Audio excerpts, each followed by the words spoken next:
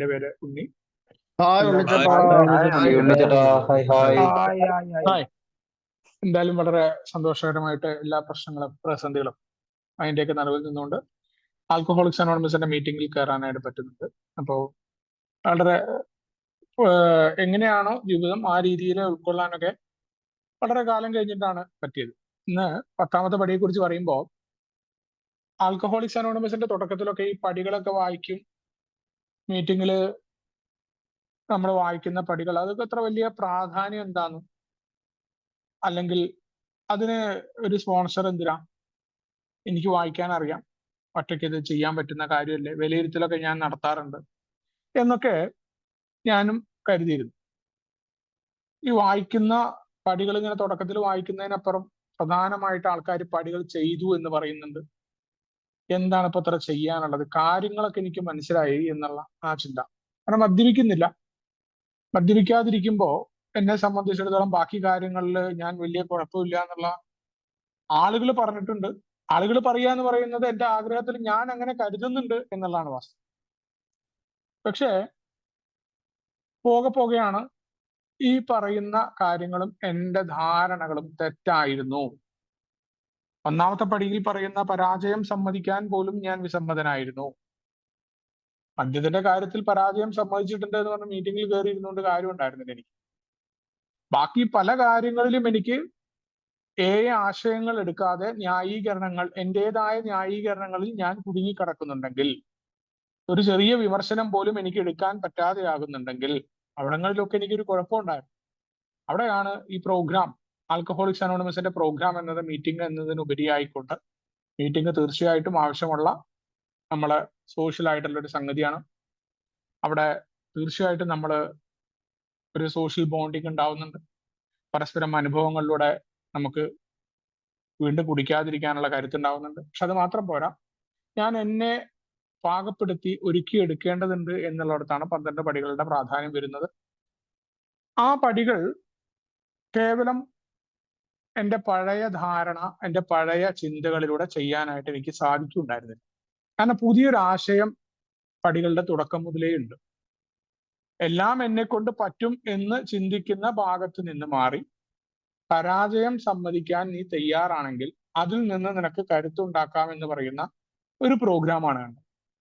അപ്പോഴാണ് 2ാമത്തെ പടിയിലേക്ക് മറ്റുള്ളവരെ കേൾക്കുക എന്ന് തുടങ്ങി പുതിയ ഒരു ദൈവസങ്കല്പം തന്നെ അവിടെ ഉടലെടുക്കുകയാണ്. 3ാമത്തെ പടിയിലൊക്കെ എത്തുമ്പോൾ ഇതുവരെ ഈ നല്ലത് നടക്കുമ്പോൾ ദൈവത്തിന്റെ അനുഗ്രഹം എന്നൊക്കെ പറയുന്നത് ഞാൻ ആഗ്രഹിക്കുന്നത് ഇങ്ങനെ ദൈവത്തിന്റെ അനുഗ്രഹമായിട്ട് പറയുകയാണ്. എനിക്ക് പല ആഗ്രഹങ്ങളുണ്ട്. എൻ്റെ ദൈവാനുഗ്രഹം, ജോലി കിട്ടി. അപ്പൊ നമ്മൾ കരുതുകയാണ് ദൈവം അനുഗ്രഹിക്കുന്ന. അപ്പൊ ദൈവം എന്ന് പറയുന്നത് ഒരു സൈഡിൽ പറയുന്നു വിധി മാറ്റാൻ പറ്റില്ല എന്ന് പറയുമ്പോൾ, പ്രത്യേകിച്ച് യാചന കൊണ്ട് എന്താ കാര്യം? ദൈവത്തോട് ഇങ്ങനെ യാചിക്കുകയാണ്, എനിക്കത് തരണമേ, എനിക്കിത് തരണമേ. ആൽക്കഹോളിക്സ് അനോണിമസിന്റെ ദൈവസങ്കല്പം അങ്ങനെയൊന്നും ആയിരുന്നില്ല. നിന്റെ ജീവിതത്തിൽ സംഭവിക്കുന്ന കാര്യങ്ങളെ ആസ് ഇറ്റ് ഈസ് ആക്സെപ്റ്റ് ചെയ്യുക, ഇതായിരുന്നു 3ാം പടി. അപ്പൊ അത് എളുപ്പമൊന്നുമല്ല. കാരണം ഇവിടങ്ങളിലൊക്കെ യജമാനൻ, നമ്മൾ പറയില്ലേ, യജമാനനായിട്ടുള്ള ഒരാള്, ദൈവം യജമാനനായിട്ട് 3ാമത്തെ പടിയിൽ മാറുമ്പോൾ യജമാനനോട് ഇങ്ങനെ യാചന തുറന്ന യജമാനൻ പറയും, പരിപാടി നിർത്തി പോയിക്കോ എന്ന് പറയും എന്നോട്. എന്റെ മുതലാളിയാണ്. മുതലാളിയോട് എങ്ങനെ കുറെ നേരം എനിക്ക് റിക്വസ്റ്റ് ചെയ്യാൻ അങ്ങനെ പറ്റുന്നില്ല, യാചിക്കാനൊന്നും പറ്റത്തില്ല. മറിച്ച് ഒരു തവണ പറയാം, പക്ഷെ മുതലാളി വിചാരിക്കണം. ആ രീതിയിലായിരുന്നില്ല എൻ്റെ പരിപാടി. ഞാൻ എൻ്റെ ആഗ്രഹങ്ങളെ കൽപ്പിച്ചു കൊടുക്കുകയായിരുന്നു. അതായിരുന്നു എൻ്റെ ജീവിതത്തിന്റെ കുഴപ്പം. എൻ്റെ സ്വന്തം ഇച്ഛയ്ക്കനുസരിച്ച് ജീവിതം പോകണം. അപ്പൊ അവിടങ്ങളിലൊക്കെ ഒരു മാറ്റം വരുത്തിയിട്ട് ഒരു പുതിയ വിലയിരുത്തൽ രീതിക്ക് തുടക്കം കുറിക്കുന്നത് 4ാമത്തെ പടിയിലാണ്. ഇന്ന് വരെ എൻ്റെ ജീവിതത്തിലെ സാഹചര്യങ്ങള്, ആളുകള്, ഇത് കാരണമാണ് എനിക്ക് ഇത്തരം പ്രശ്നങ്ങൾ ഉണ്ടായത്. കുടിക്കാൻ പോകുന്നതിനും കാരണങ്ങൾ പലതും പറഞ്ഞിരുന്നതാണ്. അവിടെയാണ് ആൽക്കഹോളിക്സ് അനോണിമസിന്റെ പുതിയ ഒരു രീതിശാസ്ത്രം 4ാമത്തെ പടി എനിക്ക് തരികയാണ്. നീ മറ്റുള്ള ആൾക്കാരാണ് നിന്റെ ജീവിതത്തിൽ കുഴപ്പം എന്ന് പറയുമ്പോൾ, മകനെ, കുഴപ്പം നിന്റെ ഭാഗത്തുണ്ട്, നീ അതിലേക്ക് വാ എന്ന് പറയുന്നത് തുടക്കം വരും 4ാമത്തെ പടിയാണ്. ഏറ്റവും വലിയ രസം, ഇത് 1ാമത്തെ പടിയിലും പറഞ്ഞിട്ടുണ്ടായിരുന്നു.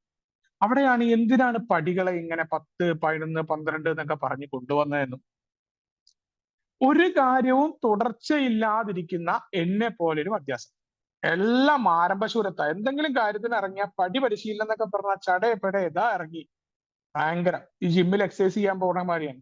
നാളെ മുതൽ പോകണം എന്ന് പറയുമ്പോൾ ഇന്ന് ഉടൻ തന്നെ പോയിട്ട് ഷൂസ് എടുക്കും. ഗംഭീര ഷൂസാണ് എടുക്കുക. അതേപോലെ കയ്യിന് നല്ല കയ്യുറ മേടിക്കും, പ്രോട്ടീൻ പൗഡർ ഒക്കെ മേടിക്കും. കാരണം ജിമ്മ് തുടങ്ങിയിട്ടുണ്ടാവില്ല. ഏതെങ്കിലും ആളോടൊക്കെ സെറ്റ് ചെയ്തിട്ടുണ്ടാവും. ഈ പറയണ പോലെ 2-3 ദിവസം പോക്കും ഭയങ്കര ആവേശവും 2-3 ഫോട്ടോ ഇടലും സ്വയം ഇൻസ്പിറേഷൻ ആണെന്നൊക്കെ പറഞ്ഞ് ഈ സാധനമൊക്കെ അതേപോലെ ഇട്ട് വീഴും. ഒരു കാര്യങ്ങളിലും ജീവിതത്തിൽ തുടർച്ചയില്ലാതിരിക്കുന്നവരാണ്. എല്ലാത്തിനും മറ്റുള്ള ആളുകളെയും സാഹചര്യങ്ങളെയും കുറ്റം പറയുന്ന നമുക്ക് പുതിയ ഒരു രീതിശാസ്ത്രമായിട്ട് നിന്റെ കുഴപ്പമില്ലാതെ നിന്നെ ആർക്കും ഉപദ്രവിക്കാൻ സാധ്യമല്ല എന്ന് പറയുന്ന പുതിയൊരു സാധനം. ഇതാണ് ഒന്നാമത്തെ പടിയിൽ പറഞ്ഞു. രോഗത്തിന്റെ പരിഹാരം എന്താണ്? ആത്മപരിശോധന, അമിതമായ അഭിമാനബോധം സന്തുലിതമാക്കുക, പോരായ്മകൾ ഏറ്റുപറയുക. ഒന്നാമത്തെ പടിയിൽ തന്നെ ഉണ്ടായിരുന്നു. പക്ഷെ അത് പതുക്കെ പതുക്കെ പതുക്കെ കൊണ്ടുവരികയും പടികൾ ഈ 12 പടികളായത് മദ്യാസക്തനെ പരിപൂർണമായിട്ട് അതിലേക്ക് കൊണ്ടുവന്ന് അവൻ അങ്ങനെ പറ്റൂ. അല്ലാണ്ട് ഒരു സുപ്രഭാതത്തിൽ എന്നെ 10ാമത്തെ പടി വായിച്ചത് കൊണ്ട് അവനെങ്ങനെ വിലയിരുത്താനോ? സ്വന്തമായിട്ട് എങ്ങനെ ഞാൻ വിലയിരുത്തുക? എന്റെ വിലയിരുത്തൽ രീതികൾ തെറ്റായിരുന്നു.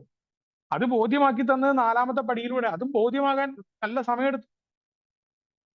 ഞാൻ പറയുന്നത് ഞാൻ എങ്ങനെ തെറ്റ് ചെയ്യുന്നേ? എന്നെ അവനല്ലേ ദ്രോഹിച്ചേ? അവനല്ലേ എന്നെ ചീത്ത പറഞ്ഞേ? അവനല്ലേ എന്റെ കയ്യിൽ നിന്ന് പൈസ കടം മേടിച്ചേ? അല്ലെങ്കിൽ അവനല്ലേ എന്നെ പറ്റിച്ചേ? എന്നിട്ട് നിങ്ങൾ പറയുന്നു എനിക്കാ കുഴപ്പമെന്ന്. എങ്ങനെ എനിക്ക് കുഴപ്പമുണ്ടാവുക? ഈ രീതിയായിരുന്നു എന്റെ ചിന്ത. അവിടെ പറഞ്ഞു അവന്റെ കുഴപ്പം നീ നോക്കണ്ട, നീ നിന്നിലേക്ക് നോക്ക്. നിന്റെ കുഴപ്പം എന്നാലേ മോനെ നിനക്ക് മാറാൻ പറ്റൂ. അങ്ങനെ ആകുമ്പോഴേ നിനക്ക് ഇന്നിൽ ജീവിക്കുക എന്ന് വെറുതെ പറഞ്ഞിട്ട് കാര്യമൊന്നുമില്ല. അത് എളുപ്പമൊന്നുമല്ല. ഇന്നിൽ ജീവിക്കണം. ആ രീതിയിലേക്ക് വരണം എന്ന് പറഞ്ഞു. തീർച്ചയായിട്ടും എത്ര ദൂരം പോകാനും തയ്യാറുണ്ടോ എന്ന് പടികൾ ചെയ്യുമ്പോൾ ചോദിച്ചിട്ടുണ്ട്. സ്വന്തം ചിന്ത മാറ്റിവെക്കുവോ? നിന്റെ വലിയ ബുദ്ധിയും വൈഭവം ഒക്കെ മാറ്റി വെച്ചിട്ടാണോ പ്രോഗ്രാം ചെയ്യാൻ വന്നത്? അങ്ങനെയാണെങ്കിൽ വന്നാ മതി. ഒരു നിർബന്ധമില്ല. നീ പ്രോഗ്രാം ചെയ്യണമെന്ന് എനിക്ക് നിർബന്ധമില്ല എന്നാ പറഞ്ഞു. തീർച്ചയായിട്ടും എനിക്ക് ആഗ്രഹമുണ്ട്. ഞാൻ സന്നദ്ധനാണ്. എത്ര ദൂരം പോകാനും സന്നദ്ധനാണ്. എന്റെ ഈഗോ മാറ്റിവെക്കാൻ തയ്യാറായിട്ടുണ്ട്. എന്റെ സെൽഫ് സെന്റേഡ് ആകുന്ന ഈഗോ സെൻട്രിക് ആയ എന്റെ മനോഭാവം മാറ്റിവെച്ചാലേ പ്രോഗ്രാം പ്രാക്ടീസ് ചെയ്യാൻ പറ്റൂ. അപ്പോഴാണ് 4ാം പടിയിലെ 4ാം കോളം എന്റെ തെറ്റ് തിരിച്ചറിയാൻ പറ്റിയിട്ടുള്ളൂ. അങ്ങനെ ആകുമ്പോഴാണ് എനിക്ക് പുതിയൊരു രീതിശാസ്ത്രമായിട്ട് മറ്റുള്ളവരുടെ പരാതിയും പരിഭവങ്ങളും സാഹചര്യങ്ങളെയും കുറ്റം പറഞ്ഞ് ഞാൻ എന്റെ തെറ്റുകൾ ഏറ്റു പറയാൻ തുടങ്ങി. അതുവരെ ഞാൻ പറഞ്ഞത് മറ്റുള്ളവരുടെ തെറ്റുകളാണ്. എന്റെ തെറ്റുകൾ ഏറ്റു പറയാൻ തുടങ്ങി. 6ാമത്തെ പടിയിലേക്ക് കടന്നു വരുമ്പോൾ അതിൽ നിന്ന് കിട്ടിയ 4ാമത്തെ പടിയിൽ നിന്ന് പരിപൂർണമായിട്ട് കാര്യങ്ങളൊക്കെ എനിക്ക് മനസ്സിലായി. എന്താണ് എന്റെ അപാകത, എന്റെ കുറവുകള്, എന്റെ ഭയം, ഇതൊക്കെ എന്റെ കയ്യിലുണ്ട്. അതൊക്കെ ഒറ്റയടിക്ക് മാറ്റാൻ തരട്ടെ. ഞാനൊരു പുരോഗതിയിലേക്കുള്ള പോക്കുകൾ പരിപൂർണത ലക്ഷ്യം വെച്ചുകൊണ്ടാണ് 6ഉം 7ഉം ഒക്കെ പരിശീലനം വരുന്നു. 8ഉം 9ഉം പറ്റുന്ന കാര്യങ്ങളെ കൃത്യമായിട്ട് പരിഹാരം ചെയ്യേണ്ട മനോഭാവം കടന്നു വരുന്നു. ഇനി പറ്റുന്ന കാര്യങ്ങളിലൊക്കെ പരിഹാരമൊക്കെ ചെയ്യുന്നു, അല്ലാത്ത കാര്യങ്ങളെ ജീവിതത്തിന്റെ ഭാഗമായിട്ട് മാറ്റും. ഇനിയിപ്പോ 10ാമത്തെ പടിയിലേക്ക് കടന്നു വരികയാണ്. ഈ 10ാമത്തെ പടിയിലേക്ക് കടന്നു വരുമ്പോൾ എന്താണ്? എനിക്ക് മുന്നോട്ട് പോകുമ്പോൾ പറ്റുന്ന തെറ്റുകളെ ഞാൻ ശരിയാക്കാം. അത് മാത്രമല്ല, ഞാൻ പുതിയൊരു രീതിശാസ്ത്രം 4ാമത്തെ പടിയിൽ കണ്ടെത്തിയിട്ടുണ്ട്. അതെന്താണ്? വ്യക്തിപരമായ എന്റെ തെറ്റുകുറ്റങ്ങളെ കുറിച്ചുള്ള കണ്ടെത്തൽ. അത് തുടരുക എന്നത് ആണ്. അത് 4ാമത്തെ പടിയിലാണ് എനിക്ക് കഴിഞ്ഞ കാലത്തെ ഞാൻ കൃത്യമായി വിലയിരുത്താൻ ആരംഭിച്ചപ്പോൾ കിട്ടിയതാണ്. അപ്പൊ ആ ജീവിത രീതിയിലേക്ക് ഞാൻ കടന്നു വരണം. അപ്പൊ ആദ്യത്തെ 9 പടികളും പ്രാവർത്തികമാക്കൂ. ആദ്യത്തെ 9 പടികളെയും പ്രാവർത്തികമാക്കാൻ ശ്രമിക്കുക എന്നത് എന്താണ്? ആൽക്കഹോളിക്സ് അനോണിമസിന്റെ ജീവിത രീതിയുടെ പറയുന്ന സാഹസികത. അവിടെയാണ് എന്ന് പറയുന്നത് ജീവിത രീതിയാണ്, കേവലം മീറ്റിങ്ങുകളല്ല. മീറ്റിംഗ് തീർച്ചയായിട്ടും വളരെ ഇമ്പോർട്ടന്റ് ആണ്. പക്ഷെ എന്നെ സംബന്ധിച്ചിടത്തോളം മീറ്റിങ്ങിനോടൊപ്പം പ്രോഗ്രാം, ആൽക്കഹോളിക്സ് അനോണിമസിന്റെ പടികളെ പ്രാവർത്തികമാക്കുക വളരെ ഇമ്പോർട്ടന്റ് ആയിരുന്നു. അത് ഒരു പുതിയ ജീവിത രീതിയാണ്. അതെന്റെ പഴയ ചിന്തയല്ല. പഴയത് ഒന്ന് പറഞ്ഞാൽ 4 തെറി പറയുന്ന, വേറെ രീതിയിൽ പ്രവർത്തിച്ചിരുന്ന ആ പഴയ സ്വഭാവത്തിലേക്ക് തിരിച്ചു പോക്കല്ല. എന്റെ പഴയ സ്വാഭാവിക ആഗ്രഹങ്ങൾ ഇതൊക്കെയാണ്. എനിക്ക് തെറിക്കുത്തരം മുറിപ്പത്തൽ എന്ന് പറയുന്ന സ്വഭാവം തന്നെയാണ് എന്റെ. ഒരു തെറി പറഞ്ഞാൽ 10 തെറി പറഞ്ഞില്ലെങ്കിൽ സമാധാനമില്ലാതെ ഉറങ്ങാൻ പറ്റാത്ത ആളാണ്. ഒരു പരദൂഷണം അല്ലെങ്കിൽ എന്തെങ്കിലും പറഞ്ഞാൽ 10 അയാളെ കുറിച്ച് പറയണം, അല്ലെങ്കിൽ എവിടെയെങ്കിലും എന്തെങ്കിലും നടന്നു എന്ന് കേട്ടാൽ അതിലേക്ക് അത്രയധികം ഇറങ്ങി വരുന്ന, മറ്റുള്ള ആൾക്കാരോട് അത്രയധികം അസൂയുള്ള, ഭയങ്കര എല്ലാ വൃത്തികേടുകളും അടങ്ങിയിട്ടുള്ള ആളാണ്. എനിക്ക് പെട്ടെന്നുണ്ടാവുന്ന എന്താ എന്റെ സ്വാഭാവിക ആഗ്രഹമാണ്, അതിന്റെ നേരെ വിപരീതമാണ് എയുടെ പടികൾ ആവശ്യപ്പെടുന്നത്. പുതിയ സാഹസികത തന്നെയായിരുന്നു എയുടെ ജീവിത രീതി. എളുപ്പമുള്ള കാര്യമായിരുന്നില്ല. അതിന് ഞാൻ എന്നെ തയ്യാറാക്കി എടുക്കലാണ്. ആ ജീവിത രീതിയെ ഞാൻ സമീപിക്കുമ്പോൾ, അല്ലെങ്കിൽ അതിനെ പ്രാവർത്തികമാക്കാൻ ഞാൻ ശ്രമിക്കുമ്പോൾ, നല്ല കാലാവസ്ഥയാണെങ്കിലും മോശം കാലാവസ്ഥയാണെങ്കിലും പ്രായോഗികമായ ഉപയോഗത്തിലേക്ക് കൊണ്ടുവരാനായിട്ട് എനിക്ക് പറ്റുമെന്നാണ് 10ാമത്തെ പടിയുടെ ചോദ്യം. അവിടെയാണ് നമ്മളോട് പറയുന്ന കടുത്ത പരീക്ഷണമാണത് എന്ന് പറയാറുണ്ട്.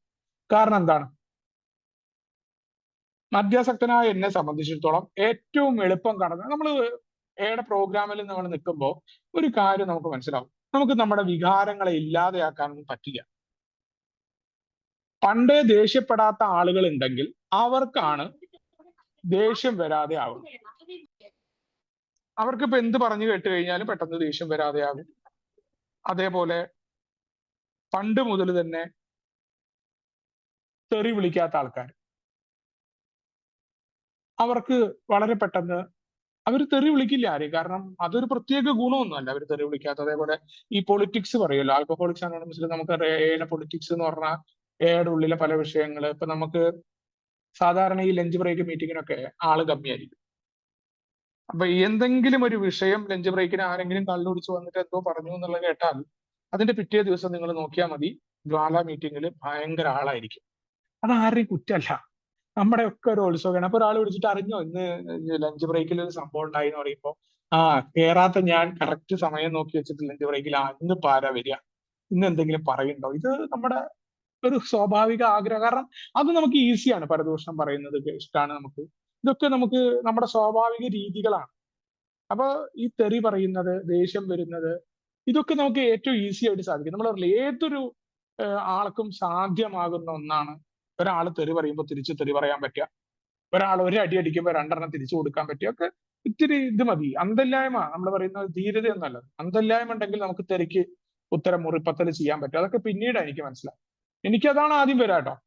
ഞാൻ ഈ പറയണ മാന്യനായിട്ടല്ല, എനിക്ക് ഏറ്റവും അടുത്തൊക്കെ വരുന്നത് ഇങ്ങനെയൊക്കെ ചെയ്യാനാണ് എന്റെ ഈഗോ എന്നെ കൊണ്ടെത്തിക്കാറ്. അത്രയധികം ഈഗോ ഉള്ള ആളായി. എന്നോട് ചോദിക്കുകയാണ്, ആ ഈഗോ ഈ വികാരങ്ങളെ ഇല്ലാതെയാക്കാനല്ല, വികാരങ്ങൾ വരുമ്പോൾ അതിനെ തിരിച്ചു വിടുകയാണ്. അല്ലാണ്ട് വികാരങ്ങളെ പൂർണ്ണമായിട്ട് ഇല്ലായ്മ ചെയ്യുന്ന പ്രോഗ്രാം ആയിരുന്നില്ല എന്നോട് പറഞ്ഞു. നിനക്കത് ഉണ്ട് എന്ന് ബോധ്യമുണ്ടോ? അത് നിനക്ക് കുഴപ്പമുണ്ട് എന്ന് അറിയുന്നുണ്ടോ?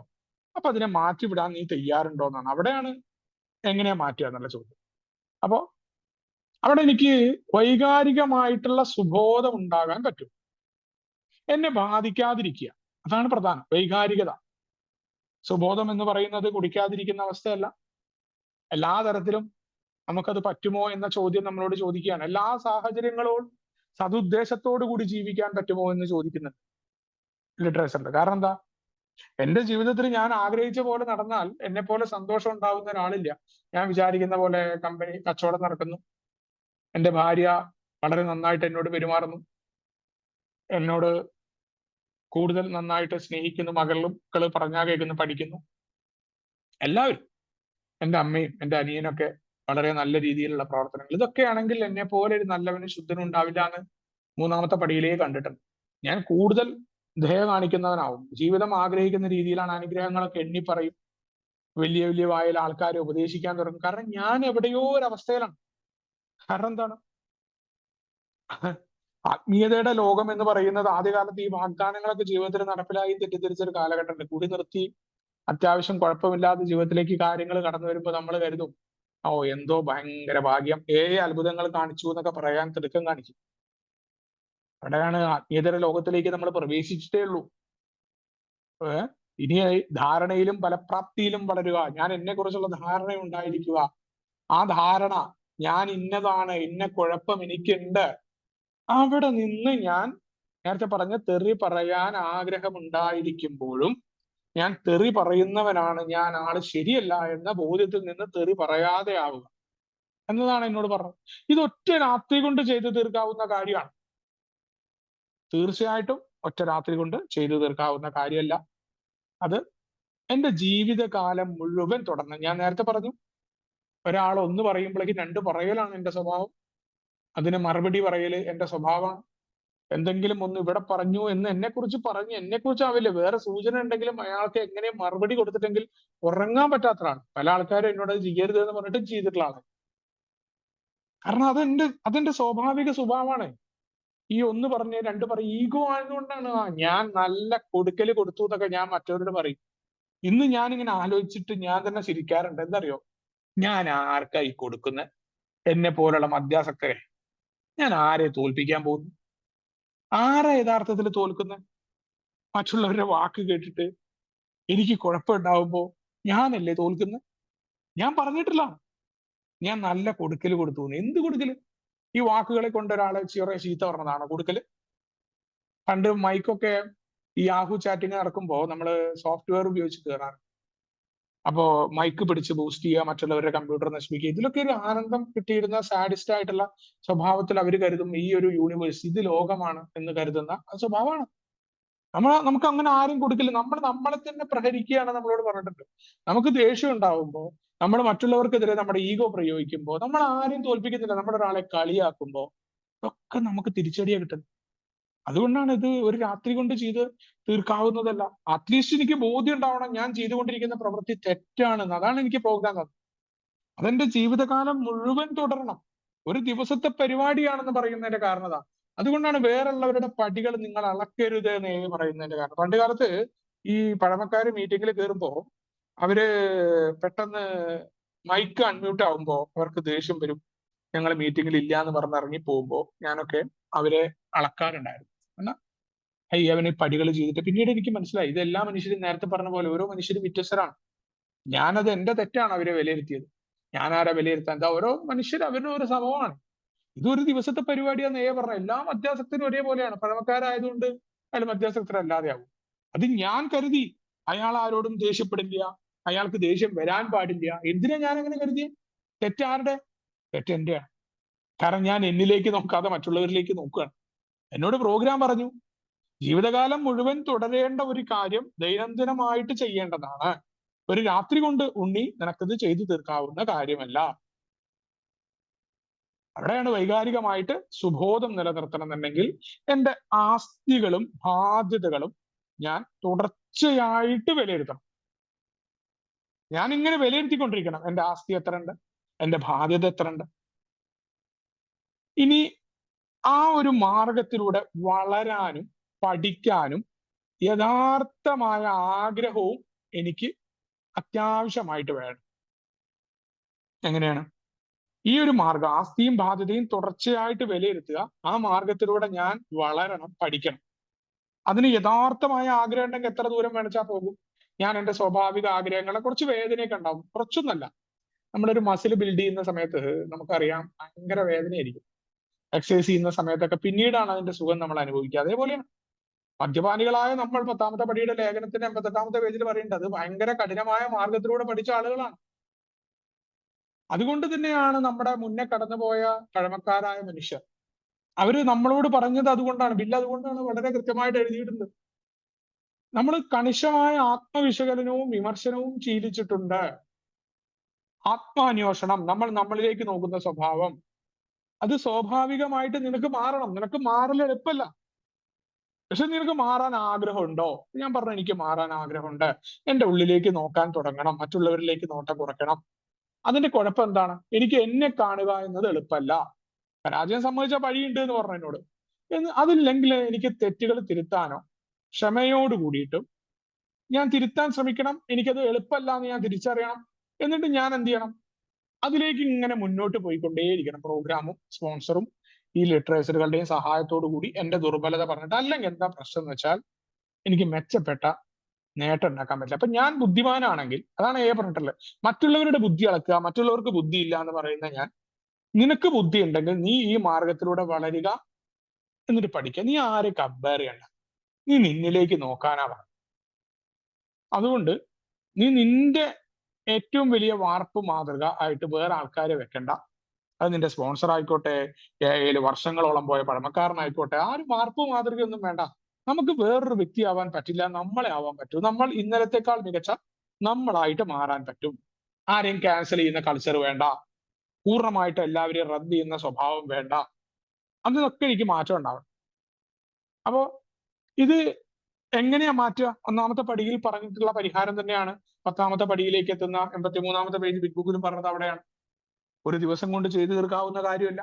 എന്റെ ജീവിതകാലം മുഴുവൻ ഞാൻ തുടരണം. അതെങ്ങനെയാ ജീവിതകാലം മുഴുവൻ തുടരുക? ഏറ്റവും പ്രധാനം സ്വാർത്ഥതയാണ് എന്ന് 3ാമത്തെ പടിയിൽ കണ്ടിട്ടുണ്ട്. ആ സ്വാർത്ഥത, എന്നെ കേന്ദ്രീകരിച്ചുകൊണ്ട് ചിന്തിക്കുന്ന എന്റെ സ്വഭാവം, ഞാനാണ് ഈ പ്രപഞ്ചത്തിന്റെ എല്ലാം, എന്നെ ചുറ്റിപ്പറ്റിയിട്ടായി ലോകം പോണം. എന്റെ കുടുംബം പോലും എന്നെ ചുറ്റിപ്പറ്റിയിട്ടല്ല. പല സുഹൃത്തുക്കളും പറയുമ്പോ പല അനുഭവങ്ങളും ഉണ്ടായിട്ടുണ്ട്. എനിക്ക് അത് ബോധ്യം വന്നത് വേറൊരാളുടെ അനുഭവത്തിലൂടെയാണ്. അദ്ദേഹം, എന്റെ ഒരു സുഹൃത്ത്, അദ്ദേഹത്തിന്റെ ഒരു തെറ്റായ പ്രവൃത്തി എന്ന് നമ്മൾ പറയുന്ന ഒരു പ്രവൃത്തി ഏർപ്പെടുന്ന ഒരാളാണ്. അദ്ദേഹത്തോട് ചോദിച്ചു, എന്തിനാണ് ഇങ്ങനെ മറ്റുള്ളവരുടെ ജീവിതത്തിലെ അല്ലെങ്കിൽ മറ്റുള്ളവരെ ചൂഷണം ചെയ്തുകൊണ്ട് ഇങ്ങനത്തെ ഒരു ജോലി ചെയ്യുന്നതെന്ന് ചോദിച്ചപ്പോൾ, നിങ്ങളുടെ മകള് ചെറിയ മകളാണ്, നിങ്ങളുടെ മകൾക്ക് പ്രായമായിട്ടില്ല, എന്റെ മകള് കല്യാണം കഴിക്കാറായി, അവളെ എനിക്ക് കല്യാണം കഴിപ്പിച്ചു വിടണം, നിങ്ങൾക്ക് വലിയ ഡയലോഗ് അടിക്കാം എന്ന് എന്നോട് പറഞ്ഞു. ഞാൻ 3ാമത്തെ പടിയൊക്കെ പറഞ്ഞപ്പോ എന്നോട് പറഞ്ഞു, ഈ ലിറ്ററേച്ചറിലൊക്കെ പലതും എഴുതി വെച്ചിട്ടുണ്ട്, നിങ്ങൾക്ക് ഡയലോഗ് അടിക്കാം, ഇതൊന്നും അല്ല റിയാലിറ്റി, നിങ്ങളെക്കാൾ പ്രായമുള്ള ആളല്ലേ എന്ന് പറഞ്ഞു അദ്ദേഹം. ഓക്കെ, ഇദ്ദേഹത്തിന്റെ കാര്യം. ഈ വേറൊരാളെ കിട്ടാനായിട്ട് ഈ ഇദ്ദേഹത്തിനെ വിളിച്ചു ഞാൻ. ഈ അംഗത്തിന്റെ ഫോണ് ഞാൻ ഈ ഡെയിലി റിഫ്ലക്ഷനൊക്കെ അയക്കുന്നത് അദ്ദേഹത്തിന് കിട്ടുന്നുണ്ട്. അദ്ദേഹം എന്നെ ഒരു മാസം മുന്നേ തിരിച്ചു വിളിച്ച സമയത്ത് എനിക്ക് എടുക്കാൻ പറ്റിയിട്ടില്ല. ഞാൻ തിരിച്ചു വിളിച്ചപ്പോൾ അദ്ദേഹം എടുത്തതുമില്ല. ഈ മനുഷ്യന്റെ ഒരു ഒരു പെൺകുട്ടിയാണ് ഫോൺ എടുത്തത് എന്ന് മനസ്സിലാവുകയും, ഈ പെൺകുട്ടി അദ്ദേഹത്തിന്റെ പേര് പറഞ്ഞുകൊണ്ടാണ് പറയുന്നത്. വളരെ കൂളായിട്ടാണ് സംസാരിക്കുന്നത്. അയാൾ മരിച്ചു എന്ന് എന്നോട് പറയുന്നു. അയാളുടെ മകളാണെന്ന് പറഞ്ഞു. അദ്ദേഹം നിങ്ങൾ മെമ്പർ അല്ലേ എന്ന് എന്നോട് ചോദിക്കുന്നുണ്ട്. ഞാൻ പറഞ്ഞു അതെ. എനിക്ക് വല്ലാതെ ഷോക്കായി. എന്താണ് അവരോട് പറയേണ്ടതെന്ന് അറിയില്ല. അയാളുടെ മകളാണ്, കല്യാണപ്രായമായ ആ മകളുടെ കല്യാണക്കാര്യവും അവളുടെ ജീവിതത്തിനെ എങ്ങനെ കൊണ്ടുപോകണമെന്നറിയാത്ത വ്യതകളും പങ്കുവെക്കുന്ന ആ അംഗം മരണപ്പെട്ടിരിക്കുന്നു. ഞാൻ എന്തായാലോട് പറയും?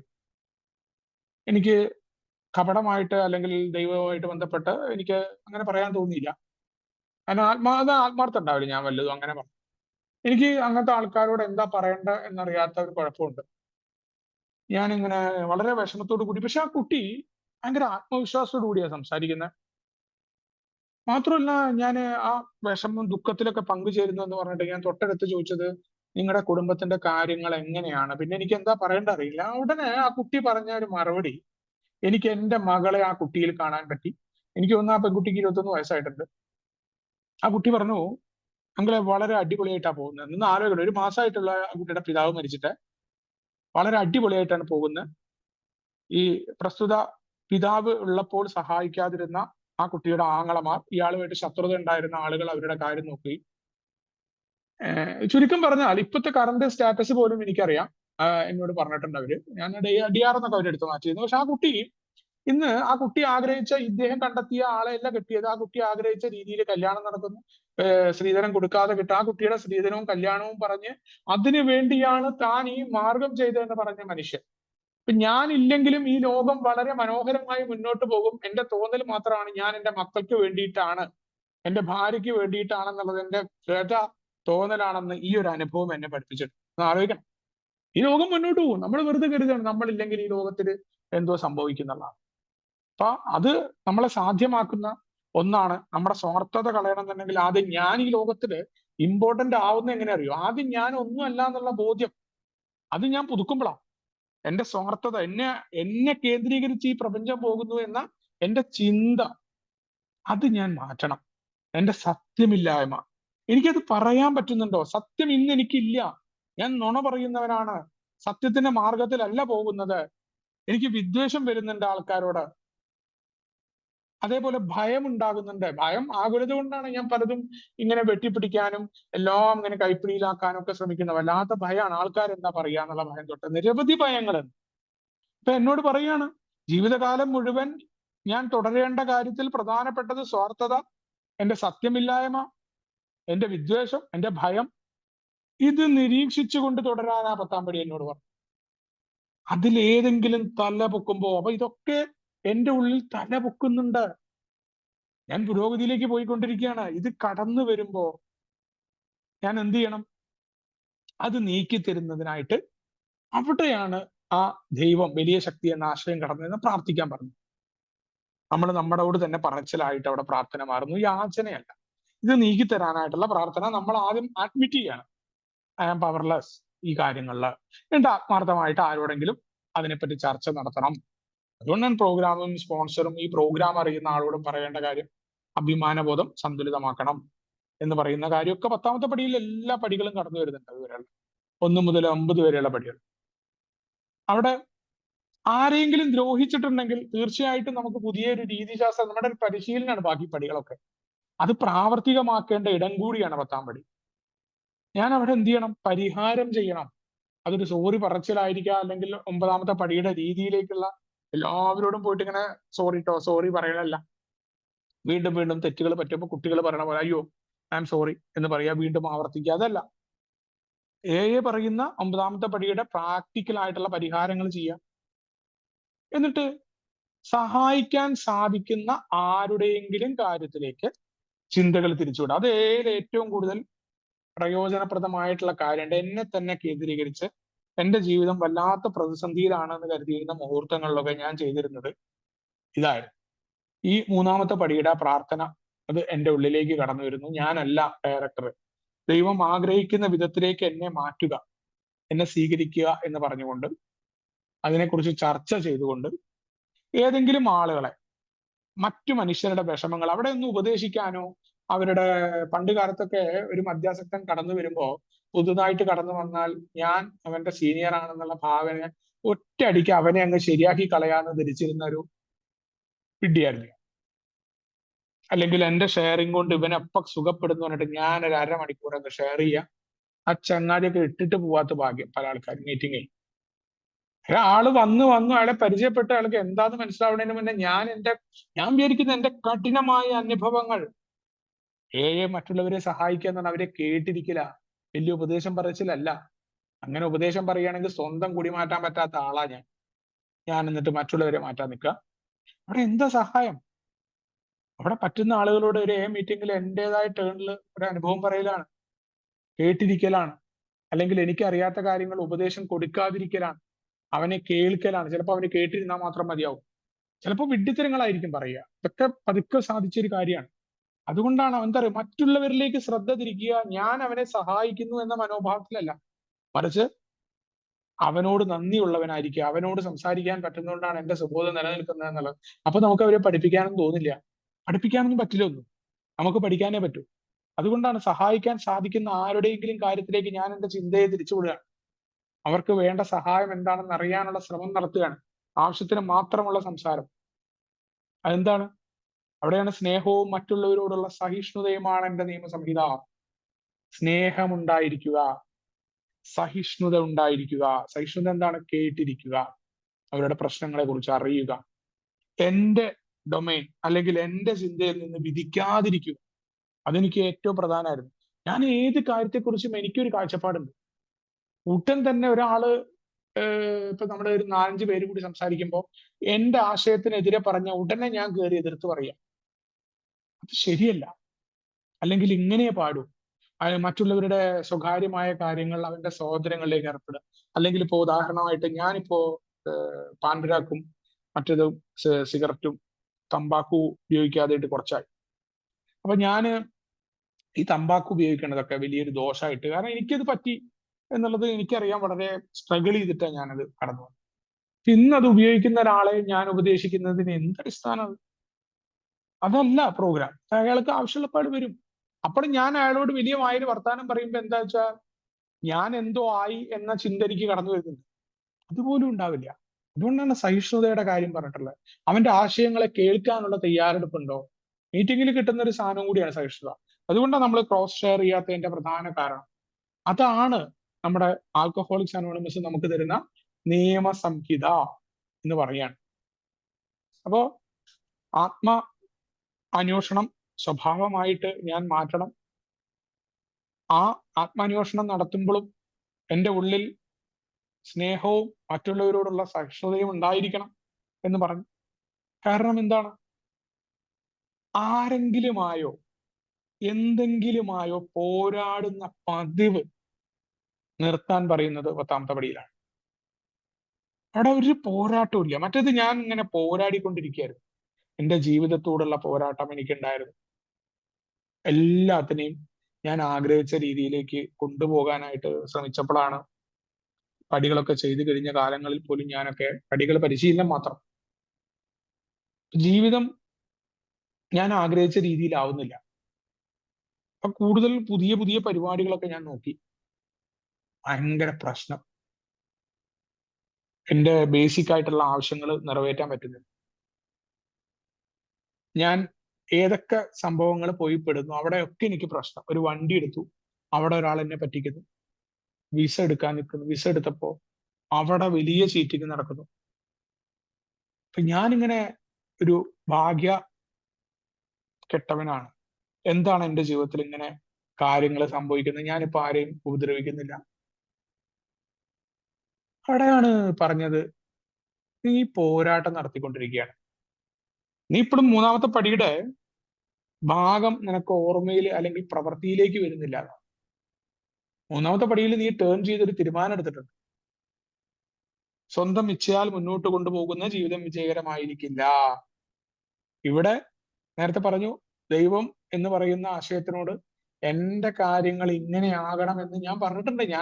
എൻ്റെ ലക്ഷ്യങ്ങൾ മാറിയിട്ടില്ല. ഇവിടെ 10ാമത്തെ പടിയിൽ എത്തുമ്പോൾ പറയുന്നുണ്ട്, പോരാട്ടമില്ല, ജീവിതത്തെ ജീവിതമാകുന്ന രീതിയിലേക്ക് സ്വീകരിക്കാൻ നീ തയ്യാറാകണം. അങ്ങനെ ആയപ്പോഴാണ് എൻ്റെ ജീവിതം ഉയർത്തപ്പെടുന്നതും അല്ലെങ്കിൽ മുന്നോട്ട് പോകുന്നതും ഞാൻ കണ്ടത്.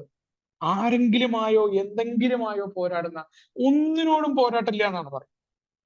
മദ്യത്തോട് പോലും ഇല്ല. മദ്യം തൊടില്ല, മദ്യം ഉള്ള ആൾക്കാരുടെ അടുത്ത് പോവില്ല. ഇതൊക്കെ മാറ്റം വരുന്ന ഭാഗമാണ്. അത് തുടക്കക്കാര് ചെയ്യണം എന്ന അർത്ഥത്തിലല്ലാട്ടോ ഞാൻ പറയുന്നത്, പോലെ തെറ്റിദ്ധരിക്കരുത്. അപ്പൊ ആദ്യകാലത്ത് ഞാനും എല്ലാവരും പഴമക്കാർ പറഞ്ഞ പോലെ തന്നെയാണ് മദ്യപിക്കുന്ന സദസ്സുകളിൽ പോവാറോ, അല്ലെങ്കിൽ അതെന്തോ ഒരു വലിയ, കാരണം അത് അത്യാവശ്യമായിരുന്നു അന്ന്. ആ സമയത്ത് അവിടങ്ങളിലൊക്കെ പോക്ക് അപകടം ഉണ്ടാവും. നമ്മൾ പറയുന്ന പോലെ വഴുക്കലുള്ള വഴിയിൽ കൂടെ നടന്നാൽ തീർച്ചയായിട്ടും പോകാനുള്ള സാധ്യതകളുണ്ട്. അതുകൊണ്ട് തന്നെ അത് ഉണ്ടാവണം എന്ന് യാതൊരു നിർബന്ധവും. പല ആൾക്കാരും അതിന്റെ ഇടയിൽ കൂടെ കടന്നു വരാറുണ്ട്. അവരെ ഫോളോ ചെയ്യാൻ ശ്രമിച്ച ആൾക്കാർ വീണ്ടും. ഇവിടെ മദ്യത്തോട് പോലുമുള്ള പോരാട്ടം ഉണ്ടാവില്ല. സുബോധാവസ്ഥ എന്ന് പറയുന്നത് എങ്ങനെയാ മദ്യത്തെ മാറ്റി നിർത്തൽ? ശരിക്കും വൺ ഡേ അറ്റ് എ ടൈമിലൂടെ ഞാൻ മദ്യത്തെ മാറ്റി നിർത്തിയത്. ആദ്യം ഞാൻ പറഞ്ഞു, ആദ്യത്തെ 2 വർഷക്കാലം മദ്യം എന്നത് എനിക്ക് പല രീതിയിൽ എങ്ങനെയൊക്കെയോ ഭാഗ്യത്തിന് മാറിപ്പോയത്. ഞാൻ ഏതിലെ പോരാട്ടം തന്നെയായിരുന്നു. ആരോടെങ്കിലുമൊക്കെ പോരാട്ടം, മീറ്റിങ്ങിൽ പോരാട്ടം, മറ്റുള്ളവർക്കുള്ള മറുപടി, അതല്ലെങ്കിൽ ഓരോ പ്രശ്നങ്ങള്, ഇങ്ങനെ ഒരു പോരാട്ടമാണ്. ഈ പോരാട്ടം നിർത്താൻ പറഞ്ഞു.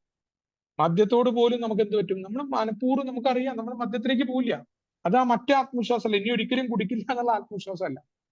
അല്ലാണ്ട് നമുക്ക് എടുത്തു മാറ്റാം. മദ്യം വേണം എന്നുള്ള ചിന്ത, മദ്യത്തിനോട് വെറുപ്പും ഉണ്ടാവില്ല, ഇഷ്ടം ഉണ്ടാവില്ല. അല്ലെങ്കിൽ സോഷ്യൽ ഡ്രിങ്കേഴ്സ് കുടിക്കുമ്പോൾ അവിടെ പോയിട്ട് വെള്ളം ഇറക്കി അവരെ പോലെ പറ്റുന്നില്ലോ എന്നല്ല, അവര് കുടിക്കുന്നത് അത് സ്വാഭാവികമായിട്ട് പറയാൻ പറ്റും. അതിനോടൊന്നും നമുക്ക് യാതൊരു പ്രതിബദ്ധതയോ അല്ലെങ്കിൽ ആ സുഖം പോലും ഉണ്ടാവില്ല. ആ സോഷ്യൽ ഡ്രിങ്കേഴ്സിന്റെ കുടിയോട് പോലും നമുക്കൊരു സുഖം തോന്നുക, എന്താ നമുക്കിത് പറ്റുന്നില്ലല്ലോ എന്നും തോന്നില്ല. ആ രീതിയിലേക്ക് അയാളുടെ പ്രോഗ്രാം നമ്മൾ എത്തിക്കും. അപ്പോ നമുക്ക് മദ്യത്തോട് താല്പര്യം ഉണ്ടാവില്ല. ഒരു പ്രലോഭനം തോന്നിയാൽ പോലും രക്തനാളം കണ്ടെന്ന പോലെ അതിൽ നമ്മൾ പിൻവലി. എവിടെയാണ് ഈ സോഷ്യൽ ഡ്രിങ്കിങ്ങിന് പോലും, അല്ലെങ്കിൽ ആ മദ്യം കഴിക്കുന്ന, അല്പം മദ്യം കുടിക്കുന്ന ആൾക്കാർ പോലും ഉണ്ടാക്കുന്ന കുഴപ്പങ്ങൾ കാണാനും, അല്പം മദ്യം നമുക്ക് എന്ത് കുഴപ്പമുണ്ടാക്കുമെന്ന് പൂർണ്ണമായ ബോധ്യം കടന്നു വരാനും ഒരു സാഹചര്യവും നമുക്ക് മദ്യത്തിലേക്ക് നമ്മളെ കൊണ്ടുപോയില്ല. അതാണ് അതിന്റെ പ്രത്യേകത. കാരണം നമ്മൾ കൃത്യമായ ബോധ്യത്തിലേക്ക് വരുന്നു. നമ്മൾ വളരെ പ്രതികരണം, ബോധത്തോടു കൂടിയുള്ള പ്രതികരണമാണ് നമുക്ക് വരുന്നത്. ഒരു സ്വാഭാവികമായ രീതിയിൽ സംഭവിക്കുന്ന കാര്യമായിട്ട് നമ്മളെ മാറും. അതല്ല എന്നുണ്ടെങ്കിൽ നമുക്ക് പറ്റില്ല. ഇനി ഈ മദ്യത്തോട് കൂടിയിട്ടുള്ള ഇത് വലിയ ശ്രമമോ ചിന്തയോ കൂടാതെയാണ് കിട്ടിയത് എന്ന് പറഞ്ഞിട്ടുണ്ട്. അത് എനിക്കും അതേപോലെയാണ്. വളരെ പെട്ടെന്ന് അങ്ങനെ കടന്നു വന്നു വന്നത്. വളരെ പതുക്കെ പതുക്കെ ആദ്യകാലത്ത് മനഃപൂർവ്വം മാറി നിന്ന് പിന്നെ നമ്മൾ അറിയാതെ ഇത് കടന്നു വരും. ഇതിന്റെ കാരണം ഈ പോരാട്ടം ആത്മാർത്ഥമായിട്ട് നിർത്താൻ തയ്യാറായപ്പോഴാണ്. അപ്പോൾ ആ പോരാട്ടം നിർത്താത്തോണ്ടാണ് ഞാൻ പടികൾ പരിശീലനം കഴിഞ്ഞിട്ടും എനിക്ക് ഞാൻ കഠിനാധ്വാനം ചെയ്തിട്ടും ജീവിതം നേരെയാകുന്നില്ല എന്ന് കഴിയാറായോ? അപ്പോ കുറേയും കൂടിയൊക്കെ മുന്നോട്ട് പോകാനുള്ള തയ്യാറെടുപ്പ് നടത്തിയത് അവിടെയാണ്. ഒരു കാര്യത്തോടുള്ള പോരാട്ടമില്ല. അപ്പൊ നമ്മള് ആൽക്കഹോളിക്സ് അനോണിമസിന്റെ പ്രോഗ്രാമിൽ പറഞ്ഞു നമ്മൾ പ്രതിജ്ഞ എടുക്കുന്നില്ല, അവിടെ ഇനി മദ്യം കുടിക്കില്ല എന്ന പറച്ചിലുകളില്ല. പോരാട്ടം നിർത്താനുള്ള തയ്യാറെടുപ്പ് അവിടെ കടന്നു വന്നു. നമ്മുടെ പ്രശ്നം നമ്മളിൽ നിന്ന് ദൂരീകരിക്കപ്പെട്ടിട്ടുണ്ട്. മദ്യം എന്തുകൊണ്ടാണ് കുടിക്കാതിരിക്കുന്ന സമയത്ത് നമുക്ക് ഉണ്ടാവുന്ന കുഴപ്പങ്ങൾ എന്തൊക്കെയാണ്? നമുക്ക് സാധാരണഗതിയിൽ പല ആൾക്കാരെ ഉൾക്കൊള്ളാൻ പറ്റുന്നില്ല. ഒരാളെ പരിപൂർണമായിട്ട് കേട്ടിരിക്കാൻ നമ്മളെ കൊണ്ട് പറ്റുന്നില്ല, അല്ലെങ്കിൽ അയാളുടെ ആശയങ്ങളെ എടുക്കാൻ പറ്റുന്നില്ല, അയാളോട് മറുപടി പറയണമെന്ന തോന്നൽ നമുക്ക് വരുന്നു. അതൊക്കെ നമ്മളുടെ പോരാട്ടം കൊണ്ടാണ്. കാരണം നമ്മൾ ഭയങ്കര സംഭവമാണ്. ഈ മദ്യം തരുന്ന അതേ സാധനം മദ്യം കുടിച്ചുകൊണ്ടിരിക്കുമ്പോൾ ഉണ്ടാവുന്ന സ്വഭാവമാണ്. ഇത് നമ്മുടെ അടുത്ത് നിന്ന് മാറുന്നില്ല എന്നുള്ളതാണ് യാഥാർത്ഥ്യം. കുടിക്കാതിരിക്കുമ്പോൾ അവിടെ നമ്മൾ ഒരു യുദ്ധം നടത്തുന്ന രീതിയിലേക്കാണ് നമ്മൾ ജീവിതത്തിൽ പോകുന്നത്. വളരെ കഷ്ടപ്പെട്ടുകൊണ്ട് നമുക്ക് കുഴപ്പമുണ്ടാവും. ഒരു യുദ്ധത്തിന്റെ രീതിയിൽ വലിയ തയ്യാറെടുപ്പോട് കൂടിയല്ല മദ്യത്തെ മാറ്റി നിർത്തുന്നത്. അതേപോലെ ഭയന്നുകൊണ്ടുമല്ല. അയ്യോ ഞാൻ കുടിച്ചു പോയാൽ എന്താ ചെയ്യുക, ഇന്ന് ഞാൻ കുടിക്കും, ഞാൻ ഇന്നത്തെ ഒരു ദിവസം എങ്ങനെയൊക്കെയോ മാറ്റി വെച്ചു, അല്ലെങ്കിൽ ഇന്നും മദ്യം എനിക്ക് പ്രശ്നമാണ്, അങ്ങനെയൊന്നുമല്ല. മദ്യം തീർച്ചയായിട്ടും ആദ്യത്തെ തുള്ളി, ആദ്യത്തെ പെഗ്ഗാണ് കുഴപ്പം എന്ന ബോധ്യം കടന്നു വരുമ്പോൾ ഈ ആദ്യത്തെ പെഗ് എങ്ങനെയാ കടന്നു വരുന്നത്? ഏറ്റവും ഉദാഹരണം പറഞ്ഞാൽ നമ്മൾ പറയില്ലേ, നമ്മുടെ മീറ്റിംഗിൽ നമ്മുടെ സ്വഭാവം നമ്മൾ നോക്കിയാൽ മതി. നമുക്ക് ആ മീറ്റിംഗിൽ മര്യാദയ്ക്ക് ഇരിക്കാൻ പറ്റുന്നുണ്ടോ? മറ്റുള്ള ആൾക്കാരെ കേൾക്കാൻ പറ്റുന്നുണ്ടോ? ഏതെങ്കിലും ആശയങ്ങൾ പറയുമ്പോൾ അയാൾക്ക് മറുപടി പറയണം എന്നുള്ള തോന്നൽ നമുക്ക് വരുന്നുണ്ടോ? നമ്മൾ പോരാട്ടത്തിലാണ് അവിടെ. അതുകൊണ്ടാണ് നമ്മൾ ഇതെല്ലാം മാറ്റിയിട്ട് ഒരു ആത്മീയമായ അടിസ്ഥാനത്തിലാണ്. എന്താണ് ആത്മീയ അടിസ്ഥാനം? ആൽക്കഹോളിക്സ് അനോണിമസിന്റെ ആത്മീയ തലം വളരെ വിശാലമായി എല്ലാത്തിനെയും ഉൾക്കൊള്ളുന്ന, എല്ലാ രീതിയിലേക്ക് നമ്മളെ കൊണ്ടുപോകുന്ന ഒരു ആത്മീയ തലത്തെ കുറിച്ച് പറഞ്ഞിട്ടുണ്ട്. ആ രീതിയിലേക്ക് എത്താനുള്ള ശ്രമമാണ്. അവിടെയാണ് 10ാമത്തെ പടിയിലൊക്കെ പറഞ്ഞ ആത്മീയതയാണ്, അല്ലെങ്കിൽ എല്ലാം കൊണ്ടും ആയി എന്ന് പറഞ്ഞ് മടുത്തിരിക്കാനല്ല പറഞ്ഞിട്ടുള്ളത് നമ്മളോട്. മദ്യം തന്ത്രശാലിയായ ശത്രുവാണെന്ന് പറഞ്ഞു. അമിത മദ്യാസക്തി എന്ന രോഗത്തിൽ നിന്ന് എനിക്ക് പൂർണ്ണമായ മുക്തിയില്ല.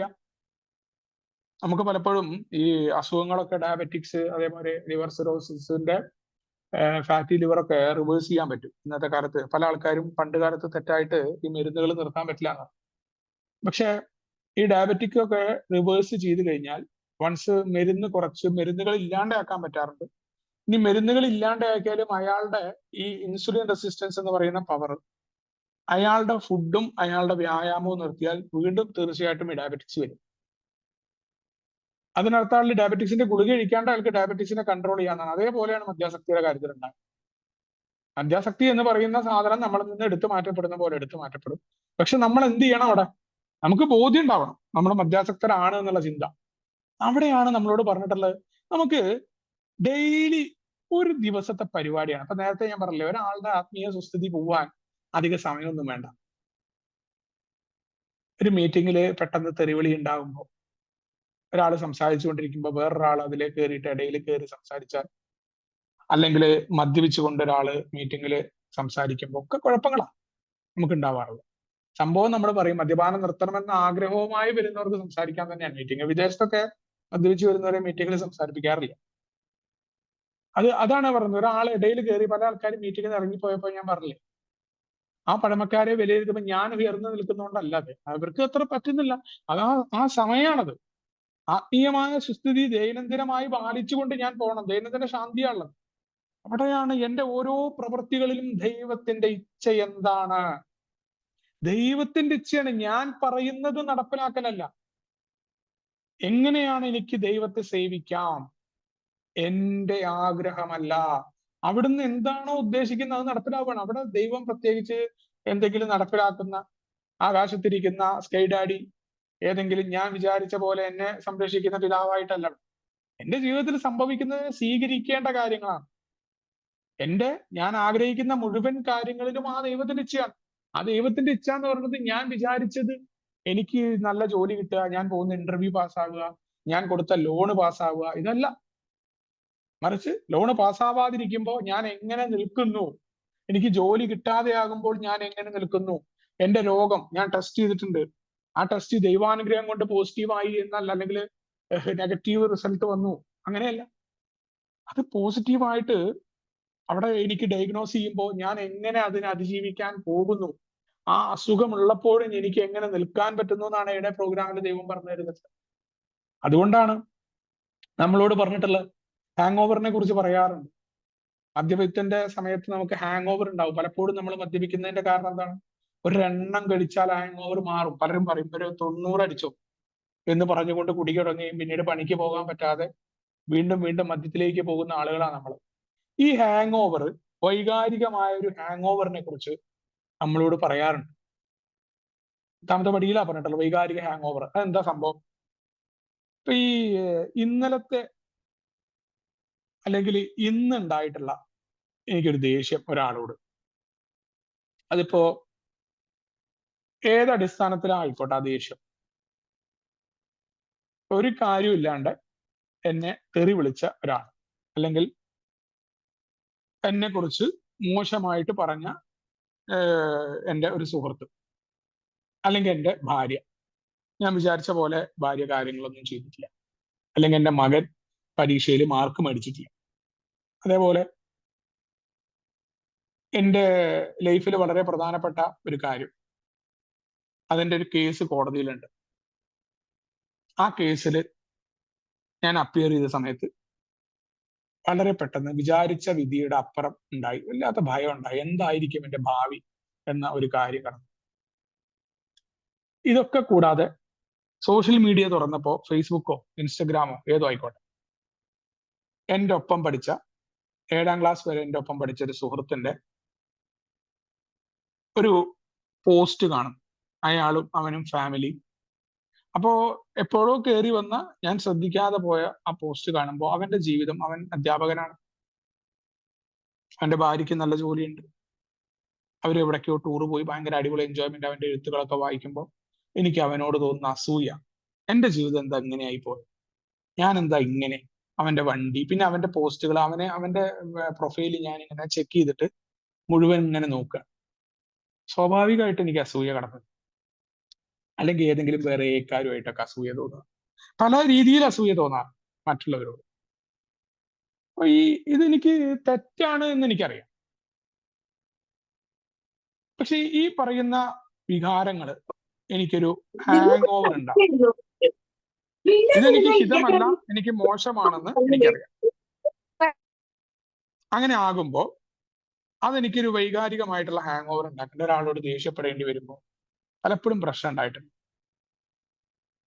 അവിടെയാണ് എയുടെ പ്രോഗ്രാം എന്നോട് പറഞ്ഞത്, ഇന്നും നാളെയും സമാധാനത്തോടെ ജീവിക്കാൻ നീ ആഗ്രഹിക്കുന്നുണ്ടെങ്കിൽ നീ ഈ ഹാങ് ഓവർ പറിച്ചു കളയണം. അപ്പൊ ഭൂതകാലത്തിലേക്ക് നമ്മൾ ഇങ്ങനെ ഒന്നും മിണ്ടാതെ നടക്കണം എന്ന് നടത്താക്കുന്നു. നമ്മൾ പറയില്ലേ, ഇപ്പോ പലപ്പോഴും ആദ്യകാലത്ത് ഞാനൊക്കെ ചോദിച്ച ചോദ്യം തന്നെ 4ാമത്തെ പടിയിൽ എന്റെ കയ്യിലെ കാശും മേടിച്ച്, നമ്മൾ പറയുന്ന പോലെ കയ്യിലിരിക്കണ കാശ് കൊടുത്ത് കടിക്കണ പട്ടിയെ മേടിച്ചു എന്ന് പറഞ്ഞ പോലെ, എന്റെ കയ്യിലെ കാശ് പറ്റിച്ച ഒരുത്തൻ, അവനോട് ക്ഷമിക്കുക. നിങ്ങൾ എന്താ ഈ പറയുന്നത്? അപ്പൊ ഞാനാണ് തെറ്റ് എന്നാണ് നിങ്ങൾ പറയണത്? 4ാമത്തെ പടിയുടെ ചോദ്യത്തോട് പ്രതികരിച്ച രീതിയാണ് ഞാൻ. അപ്പൊ എപ്പോഴും ഞാൻ ഇങ്ങനെയാണോ? ഞാൻ എന്താ നിർഗുണ പരബ്രഹ്മം, ഒന്നും മിണ്ടാതെ ഇങ്ങനെ പോണം ആരോടും? അവിടെയാണ് എയുടെ പ്രോഗ്രാം പറഞ്ഞത്, നീ കീഴ്പ്പെടാൻ, നീ ഇങ്ങനെ തല്ലുകൂടൊന്നും വേണ്ട, നിനക്ക് വേണോ പ്രോഗ്രാം സ്വീകരിക്കുക. പ്രോഗ്രാം എടുക്കണം എന്നുണ്ടെങ്കിൽ പറഞ്ഞ രീതിയിൽ നിന്നാലേ ഫലം കിട്ടും. ഭൂതകാലത്തിൽ ഒന്നും മിണ്ടാതെ ഒരു നിർഗുണ പരബ്രഹ്മമായി പോകണമെന്നല്ല, ഇപ്പോഴെന്ത് വേണം, ഒരു പുതിയ പരിശീലന രീതിയിലേക്ക് നീ വരണം. അവിടെയാണ് ഇപ്പോഴത്തെ ആവശ്യം. ഭൂതകാലവുമായി ഒത്തുതീർപ്പിലെത്താൻ നമ്മളെ പ്രാപ്തമാക്കുന്നു. അങ്ങനെ പ്രാപ്തമാകുമ്പോഴാണ് ഭൂതകാലത്തെ പിന്നിലേക്ക് തള്ളിയിടാൻ കഴിവുള്ളവരായിട്ട് ഞാൻ മാറുക. അതല്ലാന്നുണ്ടെങ്കിൽ എൻ്റെ ഇന്നത്തെ ദിവസവും നാളത്തെ ദിവസവും ഉണ്ടാകുന്ന വെല്ലുവിളികളെ നേരിടാൻ എനിക്ക് പറ്റില്ല. അങ്ങനെ പറ്റുമ്പോഴാണ് എനിക്കിത് നേരിടാനായിട്ട് പറ്റിയത്. ഹാങ് ഓവറിനെ എങ്ങനെയാണ് ഞാൻ നേരിടുക? ഒരു ഏറ്റവും ഉദാഹരണം പറഞ്ഞു കഴിഞ്ഞാല്, ഇപ്പോ പണ്ട് കാലത്തൊക്കെ ഇങ്ങനെ നമ്മളെ കുറിച്ച് ഒരാള് മോശമായിട്ട് എവിടെയെങ്കിലും സംസാരിച്ചു എന്ന് കേൾക്കുക. എനിക്ക് അങ്ങനെ ഉണ്ടായിട്ടില്ല. അപ്പൊ നമ്മൾ അയാൾക്ക് ഒരു മറുപടി പറയാനായിട്ട് അടുത്ത മീറ്റിംഗിലേക്ക് കയറുന്നു. അയാൾക്ക് ഒരു മറുപടി കൊടുക്കാൻ നമ്മൾ കയറുമ്പോൾ നമുക്ക് ഓൾറെഡി അയാളോട് വിദ്വേഷം ഉണ്ടാവും. അല്ലെങ്കിൽ അയാൾ കുറച്ച് മുന്നേ ഷെയർ ചെയ്ത കാര്യം, അതുകൊണ്ടാണ് ആ മറുപടി മീറ്റിംഗിൽ പറഞ്ഞത് നമ്മളാണ് തകരുക, വേറെ അയാളല്ല. ഈ നമ്മൾ ഷെയർ ചെയ്യുന്ന സമയത്ത് ചിലപ്പോൾ അയാൾ ഫോൺ മാറ്റി വെച്ചിട്ടോ അല്ലെങ്കിൽ ഹെഡ്ഫോൺ മാറ്റിയിട്ടോ അയാൾ കേട്ടിട്ട് പോലും ഉണ്ടാവില്ല. ചിലപ്പോൾ അയാൾക്ക് മനസ്സിലായിട്ടുണ്ടാവില്ല ആൾക്കാർ ഇത് വേറെ വല്ലവരും അവരെ കുറിച്ചാണ് കരുതുന്നത്. ഇനി ഇതൊന്നും അല്ലെങ്കിലും നമ്മുടെ ഉള്ളിൽ ഒരു സാറ്റിസ്ഫാക്ഷൻ നമുക്ക് വെറുതെ കൃത്രിമമായിട്ട് തോന്നുകയും നമ്മുടെ ഉള്ളിൽ അകാരണമായ ഭയം, ഇനി നാളെ അയാൾ എന്താ പറയുക, അവൻ എന്താ പറയുക, ഇങ്ങനെ എങ്ങനെ ഈ പോരാട്ടം ഉണ്ടായിട്ടുണ്ട് എനിക്കൊക്കെ. ഒരു കാര്യമില്ലാതെ അവരത് പറഞ്ഞോട്ടെ, അവർക്ക് അങ്ങനെ എന്നെ കുറിച്ച് തോന്നിയിട്ടുണ്ടാവുന്നതല്ല എനിക്ക് ആദ്യം കടന്നു വന്നത്. വളരെ തെറ്റായിട്ട് എത്ര ഹാങ് ഓവറിലായിരുന്നു ഞാനെന്ന് എനിക്ക് ബോധ്യമായ സംഭവം. അത് പ്രോഗ്രാം അറിയുന്ന ഒരാളോട് സംസാരിച്ച് ഞാൻ അതിന് പുറത്തു കടന്നു. ആ പരിപാടികളൊന്നും അങ്ങനത്തെ ഇതൊന്നൊക്കെ മാറി. അവരെന്തോ ആയിക്കോട്ടെ, അവരെന്ത് പറയുന്നു എന്നല്ല, ഞാൻ എന്നെ എങ്ങനെ വിലയിരുത്തുന്നു എന്നുള്ളതൊക്കെ എനിക്കിന്ന് മാറിയിട്ടുണ്ട്. അല്ലെങ്കിൽ മറ്റുള്ളവർക്ക് എന്നെ വളരെ പെട്ടെന്ന് വലിച്ചിടാൻ പറ്റുമായിരുന്നു. ഒരു വോയിസ് വിട്ടാൽ അതിലേക്ക് കയറി പിടിക്കും. അത് ഞാൻ തർക്കിക്കാൻ പോവാ, ചൂടാവാൻ പോവാ. ഈ ചൂടാവുമ്പോൾ സത്യത്തിൽ തകർന്നു പോകുന്നത് ഞാനാണ്, മറ്റുള്ളവരല്ല. എനിക്ക് ദേഷ്യം ഉണ്ടാവുമ്പോൾ അത് എവിടെയാണെങ്കിലും, വീട്ടിലുണ്ടായാലും എയിലുണ്ടായാലും എല്ലായിടത്തും ഇതാണ് പറഞ്ഞത്. അവിടെ നമ്മൾ കണക്കെടുക്കുന്ന സമയത്ത് നമ്മളെ തന്നെ നമ്മൾ ഓരോ സമയങ്ങളിലും ഈ പറയുന്ന വൈകാരികമായിട്ട് നമ്മൾ പ്രശ്നത്തിലാകുമ്പോൾ, നാലാമത്തെ പടി നമ്മൾ കൃത്യമായിട്ട് ചെയ്തിട്ട് വരുന്ന ആളാവുമ്പോൾ നമ്മുടെ കണക്കെടുപ്പ് രീതികൾ 10ാമത്തെ പടിയിൽ എത്തുമ്പോൾ ഒരു സന്ദർഭം ഉണ്ടാവുന്നു, എനിക്ക് ഒരാൾ കുഴപ്പമുണ്ടാക്കും, ഞാൻ അതിനെ എങ്ങനെയാ കണക്കെടുക്കുക? നമ്മൾ വളരെ കൃത്യമായിട്ട് നമ്മളത് ഏറ്റു പറയുമ്പോൾ, ഇപ്പൊ ഒരു ഉദാഹരണമായിട്ട് എന്നെ ഒരാൾ മാനസികമായിട്ട് വിഷമിപ്പിച്ചു. ഇപ്പൊ ഞാൻ അയാളുമായിട്ട് വളരെ പ്രതീക്ഷയോടുകൂടി അയാളോട് ഞാനൊരു കാര്യത്തെക്കുറിച്ച് ചോദിച്ചു. അപ്പൊ അയാള് സ്വാഭാവികമായിട്ട് ഞാൻ ആഗ്രഹിച്ച രീതിയിലല്ല അയാൾ പെരുമാറിയത് എന്നോട്. വളരെ പെട്ടെന്ന് എനിക്ക് ഭയങ്കര വിഷമമുണ്ടായി. മാത്രമല്ല, അയാൾ ആഗ്രഹിച്ച രീതിയിൽ നിന്ന് മാത്രമല്ല, അയാൾ ഒരു കാര്യമില്ലാതെ എന്നോട് വേറെ ചില ഉപദേശങ്ങളും അതോടൊപ്പം തന്നെ ഞാൻ എന്തോ തെറ്റ് ചെയ്തു എന്നുള്ള തോന്നൽ എനിക്ക് കടന്നു വരുന്നു. എനിക്ക് ഭയങ്കര ഗിൽട്ട് ഫീലിംഗ്, എന്നോട് തന്നെ ഒരു സ്വയം സഹതാപമൊക്കെ തോന്നി. അങ്ങനെയാണ് ഞാൻ എൻ്റെ ഒരു സുഹൃത്തിനെ വിളിച്ചത് ചർച്ച ചെയ്യുമ്പോൾ, ആദ്യം എനിക്ക് അയാൾക്ക് വോയിസ് ഇടാനും അയാളോട് പ്രത്യേക രീതിയിൽ സോറി പറയുക. പക്ഷെ ആ സോറി പറച്ചിലൊക്കെ അയാളെ ഒന്ന് കുറ്റപ്പെടുത്തുക, അല്ലെങ്കിൽ അയാളുടെ പരിശോധന നടത്തുന്ന ഒരു സ്വഭാവം ഉണ്ടായിരുന്നു. ഞാൻ അയാളോട് ആ മറുപടി പെട്ടെന്ന് ഡിലീറ്റ് ചെയ്തു. അതാ ഞാൻ പറഞ്ഞു, എന്റെ സ്വാഭാവിക ആഗ്രഹം, എന്റെ ഈഗോ ഹേർട്ടായി എന്നുള്ളതാണ് സത്യം. എനിക്ക് മറുപടി കൊടുത്തതും എന്റെ പഴയ സ്വഭാവത്തിലാണ്. പക്ഷെ വളരെ പെട്ടെന്ന് എനിക്ക് മനസ്സിലായി തെറ്റ് എന്റെയാണ്. ഈ ആത്മപരിശോധന നടത്തേണ്ടത് ഞാൻ ഇങ്ങനെയല്ല. ഞാൻ എന്റെ സുഹൃത്തിനെ വിളിച്ചു. ഏറ്റവും എളുപ്പം എന്താണ്? എയുടെ പ്രോഗ്രാം ചെയ്യുന്ന ഒരു സുഹൃത്തിനെ വിളിക്കലാണ്. ആ സുഹൃത്തുമായിട്ട് ചർച്ച ചെയ്യുമ്പോൾ ആദ്യം പറഞ്ഞത് എന്റെ പ്രതീക്ഷകൾ ഇന്നതായിരുന്നു, അവിടെയാണ് എനിക്ക് കുഴപ്പമുണ്ടായത് ഒന്ന്. രണ്ടാമത്തെ കാര്യം എന്താണ്? ഈ ഒരു കാര്യത്തിന് അയാൾ തെറ്റിദ്ധരിച്ചിട്ടുണ്ട് എന്നെ. കാരണം അയാളുമായിട്ട് കുറെ കാലം ഞാൻ ഒരു കോണ്ടാക്റ്റും ഇല്ല. അപ്പൊ അയാൾ വിചാരിച്ചത് ഈ ഒരു കാര്യത്തിന് ഉപദേശം ചോദിക്കാൻ ഞാൻ വിളിച്ചതാണെന്നുള്ള തെറ്റിദ്ധാരണ അദ്ദേഹത്തിനുണ്ട്. അപ്പൊ അദ്ദേഹത്തിനെ വിലയിരുത്തുകയോ അദ്ദേഹത്തിനോട് ചീത്ത പറയാനോ അദ്ദേഹത്തിന്റെ കുറ്റം പറയാനോ എനിക്ക് എന്ത് യോഗ്യതയുള്ളത്? അല്ലെങ്കിൽ എന്ത് അടിസ്ഥാനത്തിൽ അയാൾ എന്നെ സഹായിക്കണം എന്ന് എന്ത് നിയമമുള്ളത്? ഞാൻ എങ്ങനെ പ്രതീക്ഷിച്ച എന്റെ തെറ്റല്ലേ, എന്നിട്ട് അയാളെ കുറ്റം പറയുന്ന ഞാനല്ലേ യഥാർത്ഥ കുഴപ്പം? ഈ കണക്കെടുപ്പാണ് ആൽക്കഹോളിക്സ് അനോണിമസിന്റെ 10ാം പടി ശീലാക്കി തന്നത്. അത് ഏറ്റു പറയുമ്പോ തന്നെ അവിടെ പറഞ്ഞ, ആദ്യം എനിക്കിത് കടന്നു വരുന്നില്ല.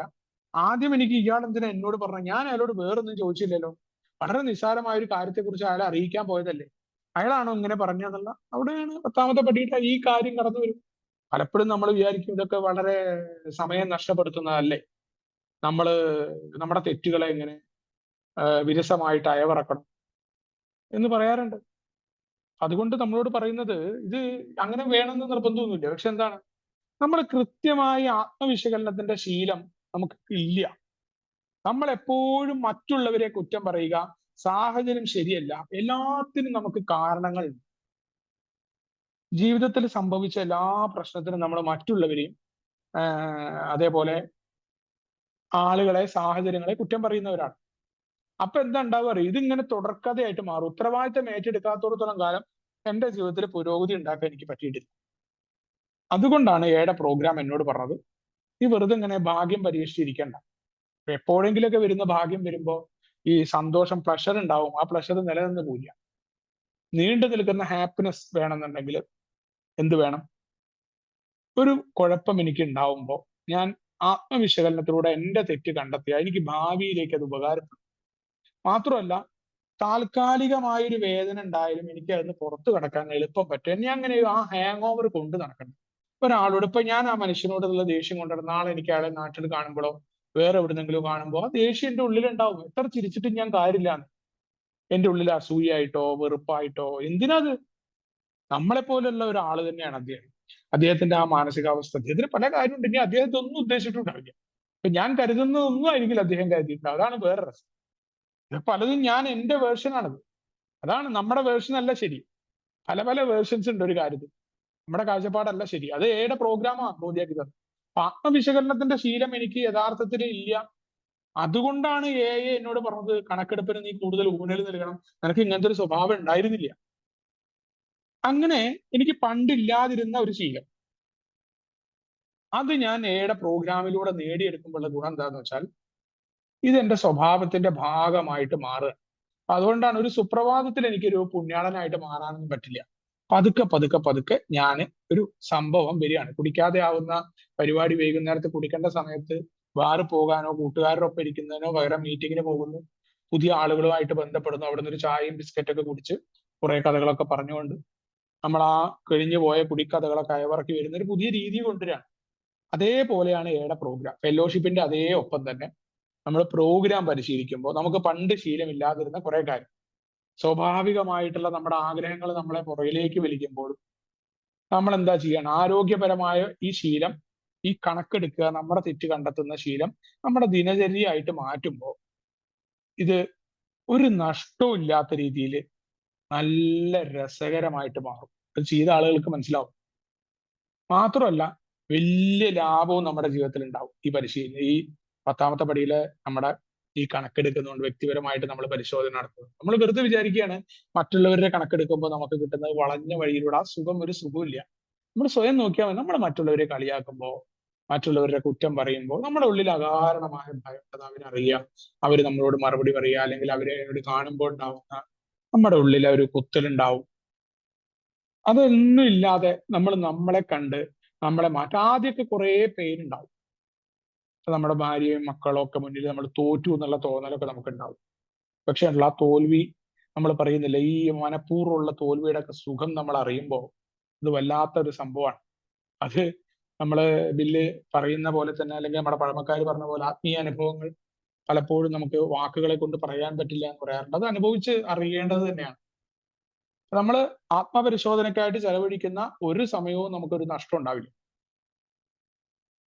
മാത്രമല്ല, ഒരു കുഴപ്പം എനിക്ക് ഉണ്ടാകുമ്പോൾ ഞാന് അതിനെ പരിശോധിക്കാനായിട്ട് നിൽക്കുമ്പോൾ എനിക്ക് ബാക്കിയുള്ള മണിക്കൂറുകളെ ഏറ്റവും മികച്ചതും സന്തോഷകരമാക്കും. ഈ റീസെന്റ് ആയിട്ട് തന്നെ അതിന്റെ ഒരു അനുഭവം എന്ന് പറഞ്ഞാൽ, ഒരു വ്യക്തി എനിക്ക് ഒരു 6-7 വോയിസ് ഇടുക, വളരെ വേണ്ടപ്പെട്ട ഒരാൾ.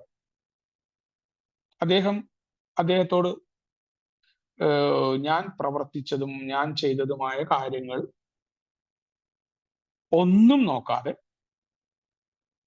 അയാള് എണ്ണി എണ്ണി എന്നെ കുറ്റം പറഞ്ഞുകൊണ്ട് എനിക്ക് വോയിസ് ഇട്ടു. എനിക്കത് കേൾക്കാതിരിക്കാനും തോന്നുന്നില്ല. എനിക്കറിയാം അത് കുഴപ്പമാണെന്ന്. രാത്രിയാണ് സമയം, അയാൾ മദ്യപിച്ചിട്ടുണ്ട് എന്ന് എനിക്കറിയാം. പക്ഷെ എന്റെ സ്വാഭാവിക ആഗ്രഹത്തിൽ എനിക്കത് കേൾക്കാതിരിക്കാനും പറ്റുന്നില്ല. ഞാനത് വേറെ ഫോർവേഡ് ചെയ്തിട്ട് കേട്ടു വോയിസ്. അവിടെ ആദ്യം കടന്നു വന്നത് എന്റെ പഴയ സ്വഭാവം തന്നെയാണ്. അപ്പോൾ വളരെ ശക്തമായ രീതിയിൽ എന്റെ ഈഗോ ഹേർട്ടായിട്ടുണ്ട്. അത് ഞാൻ അങ്ങനെ ചുരുക്കി.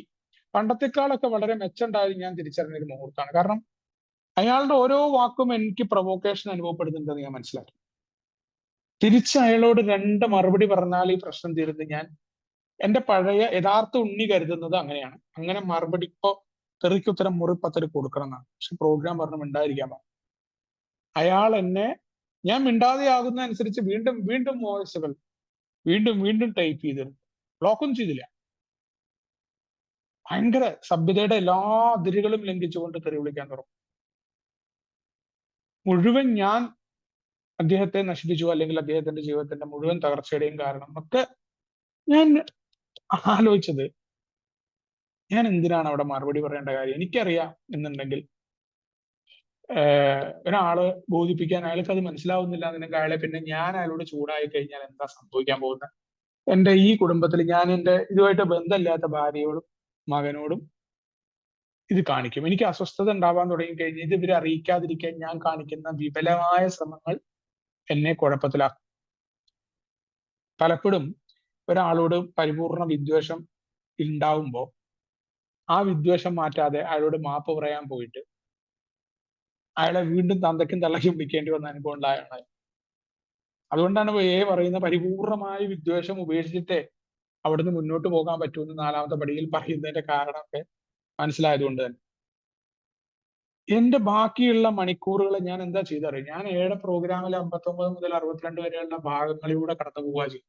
രാത്രി സമയങ്ങളിലപ്പോൾ ആരും വിളിക്കാനൊന്നും വരില്ല. ഞാൻ വളരെ പെട്ടെന്ന് തന്നെ ഞാൻ മാറി. ഞാൻ മനസ്സിലാക്കി അതായിക്കോട്ടെ, എന്റെ ഈഗോ ഹേർട്ട് ചെയ്യേണ്ട കാര്യമൊന്നുമില്ല, അത് അങ്ങനെയാണ് ഇദ്ദേഹത്തിന്റെ കാഴ്ചപ്പാട്. ഞാൻ ചിരിച്ചുകൊണ്ട് തന്നെ എന്റെ ബാക്കി സമയങ്ങളെ കൃത്യമായിട്ട് എനിക്ക് വിനിയോഗിക്കാനും ബാക്കി ആരെയും അത് എഫക്ട് ചെയ്യാതെ ഞാൻ സുഖമായി കടന്നു തുടങ്ങി. ആ ഭാഗങ്ങളിലേ ചിന്തിച്ചില്ല. ഞാൻ എന്നോട് തന്നെ പറഞ്ഞു, ഞാനല്ല ഡയറക്ടർ, എനിക്ക് ചെയ്യാൻ പറ്റുന്നതിന്റെ ലിമിറ്റ് ഉണ്ട്. എന്റെ ജീവിതം പോലും എന്റെ നിയന്ത്രണത്തിലല്ല പല കാര്യങ്ങളും. ഞാൻ എന്തിനാ വെറുതെ ടെൻഷൻ എടുക്കേണ്ട കാര്യം? അത് ആ കണക്കെടുപ്പിന്റെ സുഖാണത്. ഈ കണക്കെടുപ്പ് പഴയ രീതിയിലാണ് ഞാൻ തിരിച്ചയാളോട് മറുപടി ഇട്ടിട്ടുണ്ടെങ്കിൽ നഷ്ടം എനിക്കാ. എന്റെ ആ ദിവസം പോവും, എന്റെ ഉറക്കം പോകും രാത്രിയിലെ. ഞാൻ സുഖമായിട്ട് സാധാരണ ഉറങ്ങുന്നതിനേക്കാൾ 8 9 മണിക്കൂർ വെള്ളിയാഴ്ച ആയതുകൊണ്ട് 9 മണിക്കൂർ എനിക്ക് ഉറങ്ങാൻ പറ്റി. അപ്പൊ അവിടെയാണ് ഒരു തരത്തിലും നഷ്ടമില്ല. നമ്മുടെ ദൈനംദിന ജീവിതത്തിന്റെ നമ്മളെ സംബന്ധിച്ചിടത്തോളം ഒരു ഭാഗമായിട്ട് മാറിക്കഴിഞ്ഞാൽ ഗുണം നമുക്കാണ്. അപ്പോ നമുക്ക് അവിടെയാണ് നമ്മുടെ ഡെയിലി റിഫ്ലക്ഷനിൽ ഇന്നലെ ഇന്നൊക്കെ പറയുന്ന ഭാഗം കടന്നു വരുന്നത്. എന്തിനാണ് ഈ അപ്പപ്പോഴുള്ള കണക്കെടുപ്പ് നമ്മൾ നടത്തുന്നത്? നമുക്ക് അലോസരം ഉണ്ടാകുന്ന ഓരോ സമയവും അതിന്റെ കാരണം എന്തോ ആയിക്കോട്ടെ, നമ്മളിൽ എന്തോ കുഴപ്പമുണ്ട്. ഇതാണ് ഈ ആത്മീയമായ പ്രത്യക്ഷ പ്രമാണമായിട്ട് പറയാറ്. എങ്ങനെയാണ് ഈ ആത്മീയ പ്രത്യക്ഷ പ്രമാണം കടന്നു വരുന്നത്? പലപ്പോഴും നമുക്ക് തോന്നും അതെന്ത് വർത്താനം ഈ പറയണം. നമ്മളെ ഒരാള് ചീത്ത വിളിക്കുക, നമുക്ക് ബുദ്ധിമുട്ടുണ്ടാക്കുക, അല്ലെങ്കിൽ കുടിച്ചുകൊണ്ട് ഇരിക്കുന്ന അയൽപക്കക്കാരൻ അയാൾ നമ്മളെ ചീത്ത വിളിക്കുന്നു, അല്ലെങ്കിൽ വേറൊരു പ്രാന്തൻ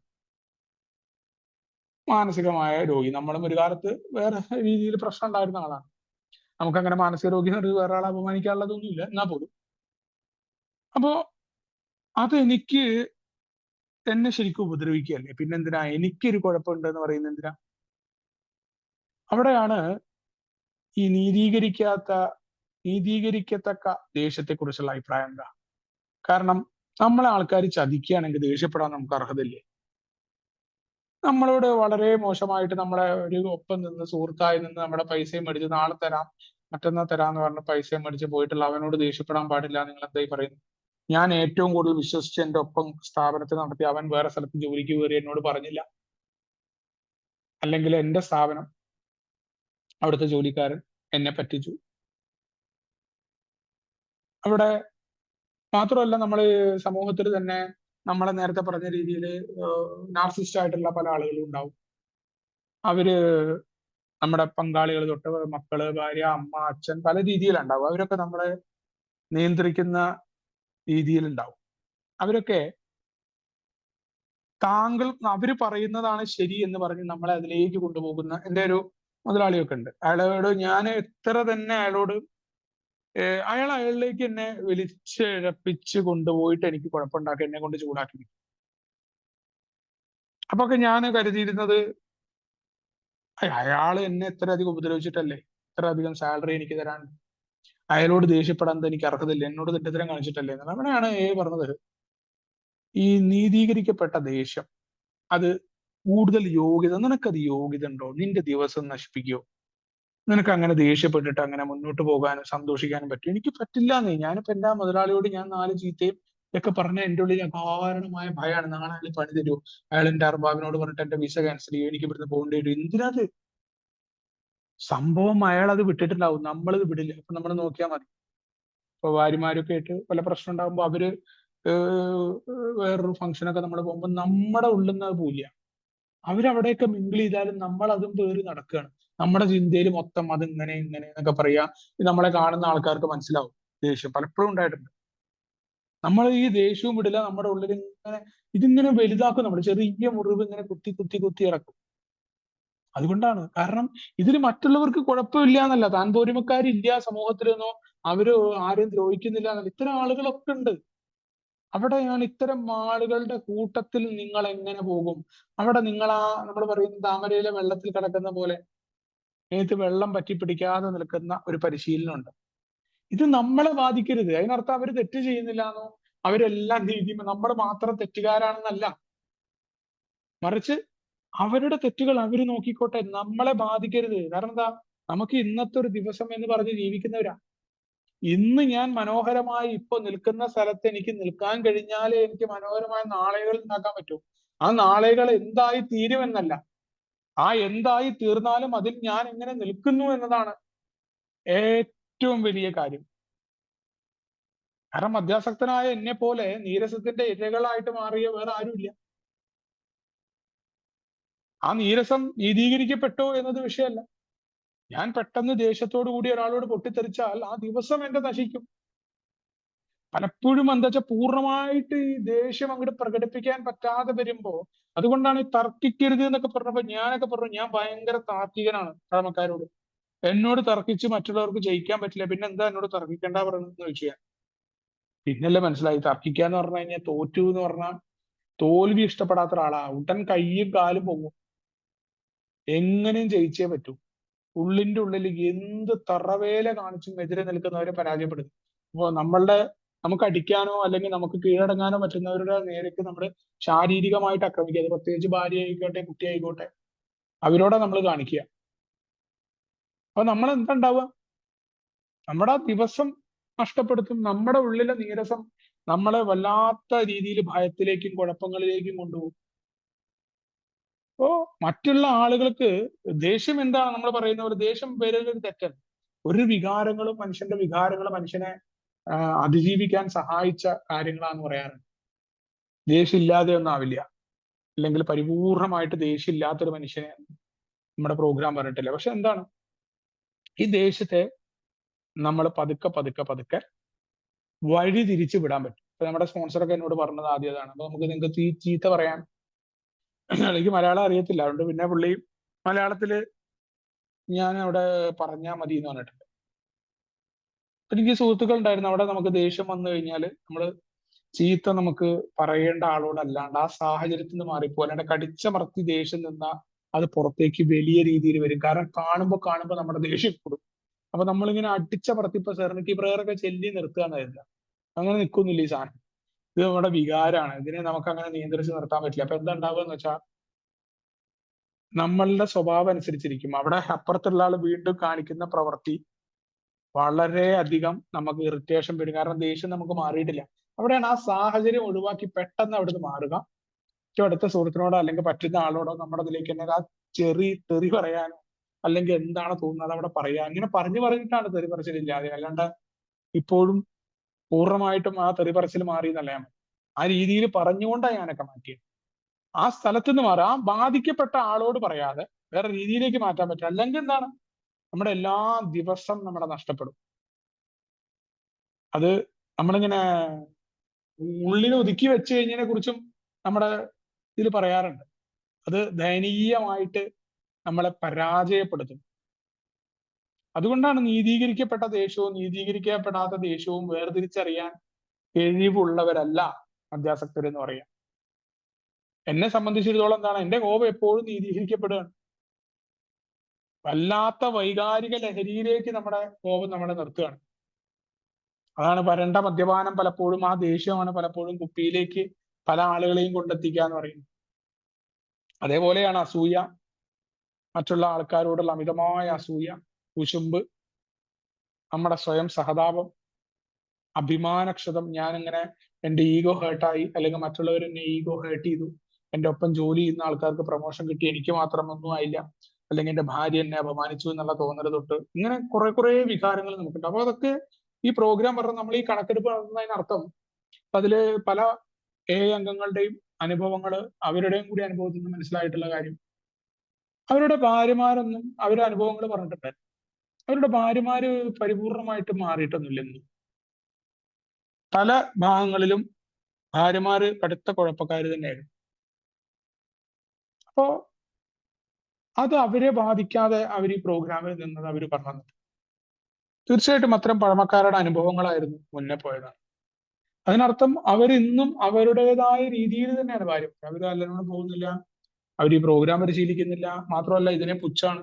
മീറ്റിങ്ങിനെ പോലും പുച്ഛമുള്ള ഭാര്യമാരുള്ള ആൾക്കാരുണ്ട്. അവർക്ക് മീറ്റിങ്ങിൽ വീട്ടിൽ നിന്ന് പോലും പറയാൻ പറ്റാത്ത പഴമക്കാർ വളരെയധികം പുച്ഛത്തോടു കൂടി ആളുകളുടെ മുന്നിൽ നിന്ന് സംസാരിക്കുന്ന ആളുണ്ട്. അവിടെയൊക്കെ അവർ മാറ്റം ഉണ്ടാക്കിയിട്ടുണ്ട്. ആ പുറത്ത് പറച്ചിലുകൾ മാറ്റിയിട്ട് എന്നാലും അവരുടെ മുഖത്ത് ആ പുച്ഛം കാണാറുണ്ട്. പക്ഷെ അവിടെയൊക്കെ അവരിന്നും മക്കൾക്ക് വേണ്ടിയിട്ടും ചില അഡ്ജസ്റ്റ്മെന്റുകളൊക്കെ ചെയ്ത് ജീവിക്കുകയും അവരുടെ പരിശോധന നടത്താതെ ഇവര് മാറിപ്പോയി. എന്നാൽ പറയേണ്ടത് മുഖത്ത് നോക്കി അവരോട് പറയാനും, എങ്ങനെ പറയുന്നത്, ഈ വൈകാരികത ഇല്ലാതെ ഒന്ന് വരൂ കേട്ടോ, ഇന്നിരിക്കും, കുറച്ച് കാര്യം സംസാരിക്കാനുണ്ട്, അപ്പോഴേ നമുക്ക് പറയാൻ പറ്റൂ. അതല്ല നമ്മൾ ദേഷ്യത്തിൽ പറഞ്ഞാൽ നേരത്തെ പറഞ്ഞ രീതിയിൽ നമുക്ക് കുഴപ്പമുണ്ടാകും. നമ്മൾ എപ്പോഴും നോക്കിയാൽ മതി, നമ്മുടെ ദേഷ്യം മാറ്റിയിട്ട് നമ്മൾ സംസാരിച്ചപ്പോൾ നമ്മുടെ ഓഫീസിലായി കഴിഞ്ഞാലും നമ്മുടെ കൊളീഗ്സിനോടായിക്കോട്ടെ, നമുക്ക് ദേഷ്യത്തിലാണ് നമ്മൾ നിൽക്കുന്നതെന്നുണ്ടെങ്കിൽ എതിരെ നിൽക്കുന്നതെന്നൊന്നും മനസ്സിലാവില്ല. നമ്മുടെ മക്കളോട് എന്താ നമ്മൾ അമിതമായ ദേഷ്യം വന്ന് മക്കളോട് സംസാരിക്കുമ്പോൾ അവരെടുക്കില്ല അത്. നേരെ മറിച്ച് നമ്മൾ കുറച്ച് വിവേകത്തോടു കൂടി പതുക്കെയാണ് നമ്മൾ ഇടപെടുന്നതെന്നുണ്ടെങ്കിൽ വളരെ പെട്ടെന്ന് മാറ്റം വരും. അതുകൊണ്ടാണ് ആൽക്കഹോളിക്സ് അനോണിമസ് വളരെ ശക്തമായിട്ട് വികാരങ്ങളെ നമ്മൾ ആദ്യം എവിടെയാണ് തീർക്കേണ്ടത്, എങ്ങനെയാണ് മാറ്റിയെടുക്കേണ്ടത്, അതിനെ ഡൈവേർട്ട് ചെയ്ത് വിടേണ്ടതെന്നാണ് പറയുന്നത്. 10ാമത്തെ പടി വളരെ പ്രധാനപ്പെട്ടതാണ്. അത് നമ്മുടെ ദേഷ്യം ആയിക്കോട്ടെ, മറ്റുള്ള ആൾക്കാരോടുള്ള അസൂയ, ആത്മാനുകമ്പ, നമ്മുടെ സ്വയം സഹതാപം, അതേപോലെ നമ്മുടെ അഭിമാനബോധം, ഇതിനെല്ലാം ഈ രീതിയിൽ മാറ്റാനാണ് പറഞ്ഞിട്ടുള്ളത്. ഈ ഓരോ കുഴപ്പങ്ങളും അസ്വസ്ഥതകളും ഉണ്ടാകുമ്പോൾ നമ്മളിങ്ങനെ കണക്കെടുക്കണം. അതാത് സമയത്ത് നമ്മളെ വളരെയധികം നമ്മുടെ വികാരങ്ങളെ ശാന്തമാക്കാനായിട്ട് സഹായിക്കും. അതെന്താന്ന് വെച്ച് കഴിഞ്ഞാൽ നമ്മുടെ ദീർഘകാലമായിട്ട് നമുക്ക് പല പ്രശ്നങ്ങളും ഉണ്ടായിട്ടുണ്ട്. നമ്മുടെ ജീവിതത്തിൽ ഒരു പ്രശ്നം കടന്നു വരുമ്പോൾ ഇതുവരെ നമുക്ക് ചില ഉത്തരങ്ങൾ കിട്ടാത്ത ചില കുഴപ്പങ്ങൾ, അതിന്റെ ഉത്തരങ്ങൾ നമുക്ക് ഈ കണക്കെടുപ്പിൽ കിട്ടാൻ പറ്റും. ഈ ഒരു പ്രശ്നം ഇന്നതാണ് എന്ന് നമ്മൾ കണ്ടെത്തുമ്പോൾ നമ്മളുടെ ഉത്തരവാദിത്തം ഏറ്റെടുക്കുമ്പോൾ നമുക്ക് മുന്നോട്ടുള്ള പോക്കിൽ അല്ലെങ്കിൽ ഭാവിയിൽ അത്തരം പ്രശ്നങ്ങൾ ഉണ്ടാകുമ്പോൾ നമുക്കൊന്ന് ശ്രദ്ധയോടുകൂടി അവിടെ വീണ്ടും ഒരു അബദ്ധം ഉണ്ടാവാതിരിക്കാൻ പറ്റും. അപ്പൊ തെറ്റുകൾ അവിടെ നമ്മൾ അംഗീകരിക്കാൻ തുടങ്ങും. അത് പുതിയ രീതിയാണ് എന്നെ സംബന്ധിച്ചിടത്തോളം. അതിനു മുന്നേ എന്തിനും ഏതിനും ഉത്തരവാദിത്തം ഏറ്റെടുക്കാതെ കുറ്റപ്പെടുത്താൻ എന്തെങ്കിലും വേണമെന്ന് പറഞ്ഞു കഴിഞ്ഞാൽ പതുക്കെ എന്റെ തെറ്റുകളെ അംഗീകരിക്കാൻ തുടങ്ങി. ഇനി എന്റെ തെറ്റല്ലെങ്കിൽ മറ്റുള്ളവരുടെ തെറ്റാവുമ്പോൾ അത് പൊറുക്കാനുള്ള സന്നദ്ധത എനിക്കുണ്ടായി. അവിടെയാണ് പറഞ്ഞു വിഷമം. ഇനിയിപ്പോ ഒന്നുമല്ല, നീ വിചാരിച്ച പോലെ നിനക്ക് ഇടയ്ക്ക് വീഴ്ചകളൊക്കെ സംഭവിക്കാറുണ്ട്. അവിടെ വിഷമമൊന്നുമില്ല. പുരോഗതി നീ നോക്കുക, പരിപൂർണത ലക്ഷ്യം വെച്ചുകൊണ്ട് പുരോഗതിയിലേക്ക് പോകാൻ പറഞ്ഞു. അതൊരിക്കലും ന്യായീകരണമായിട്ട് ഉപയോഗിക്കരുത്. നിന്റെ തെറ്റുകൾ, നീ മദ്യാസക്തനാണ്, അതുകൊണ്ട് നിനക്ക് ഇങ്ങനെ പറ്റി എന്നൊക്കെ പറഞ്ഞാൽ ഉപയോഗിച്ചു കഴിഞ്ഞാൽ മോശമല്ലേ? നമ്മുടെ കീഴെ വരുന്ന ആളുകളെ അല്ലെങ്കിൽ മറ്റുള്ള ആൾക്കാരെ നമ്മൾ ഉപദ്രവിക്കാൻ തുടങ്ങും. ആത്മനിയന്ത്രണത്തിന്റെ വികസനം, ആത്മനിയന്ത്രണം എങ്ങനെ ഉണ്ടാക്കാം എന്നതാണ് ലക്ഷ്യം. അത് ഏറ്റവും മുൻഗണന അർഹിക്കുന്നതാണെന്നാണ് പ്രോഗ്രാം എന്നോട് പറഞ്ഞത്. അതിന് വളരെ പെട്ടെന്ന് അല്ലെങ്കിൽ ഒരു വേണ്ട വിചാരം ഇല്ലാതെ ഒറ്റയടിക്ക് ഉടനടി പ്രവർത്തിക്കുക, ഉടനടി പറയുക, എന്തെങ്കിലും കാണിക്കുമ്പോഴേക്കും എടുത്തടി ഉള്ള പ്രവർത്തികൾ, ഇതൊക്കെ ഞാൻ മാറ്റണം. അങ്ങനെ ആകുമ്പോൾ എന്തുണ്ടാവുക, എനിക്ക് സഹിഷ്ണുത ഉണ്ടാവില്ല. നമുക്ക് വെറുതെ മീറ്റിങ്ങിൽ പറയാനും അല്ലെങ്കിൽ മറ്റുള്ള ആൾക്കാരുടെയിലൊക്കെ പറയാൻ പറ്റും, പക്ഷെ എനിക്കുണ്ടാവില്ല. അപ്പോൾ ദയാഹീനമായിട്ടുള്ള വഴക്ക്, മനഃപൂർവ്വമുള്ള ദേഷ്യം ജനിപ്പിക്കുന്ന മറ്റുള്ളവരോടുള്ള വിലയിരുത്തല്, ഇത് നമ്മളോട് ഒരാളുമായിട്ടുള്ള നമ്മുടെ ബന്ധത്തെ ഒരു ദിവസത്തേക്കോ അല്ലെങ്കിൽ കുറെ കാലത്തേക്കോ നമുക്കല്ലേ കുഴപ്പം. നമ്മൾ ഒരാളെ വിലയിരുത്തി അയാളെ ശത്രുവായിട്ട് കരുതുമ്പോൾ നമ്മളെ നശിപ്പിക്കുന്ന. അതുകൊണ്ടാണ് ഒരാളോട് എന്തെങ്കിലും പറയാനുണ്ട്, ആ വോയിസ് ഇടുന്നതിന് മുന്നേ ഒരു 3 വട്ടം ആലോചിക്കണം. എന്തെങ്കിലും എഴുതുന്നതിന് മുന്നേ ഉടനടി ഈഗോയിസ്റ്റിക് ആയിട്ട് മറുപടി പറയരുത്. നമ്മുടെ ഗ്രൂപ്പുകളിലൊക്കെ നമ്മൾ നോക്കിയാൽ മതി, ഒരാളൊരു പോസ്റ്റ് ഇടുമ്പോൾ അതിന് മറുപടി പറഞ്ഞു, അവൻ എന്റെ ഈഗോ ഹേർട്ടായി.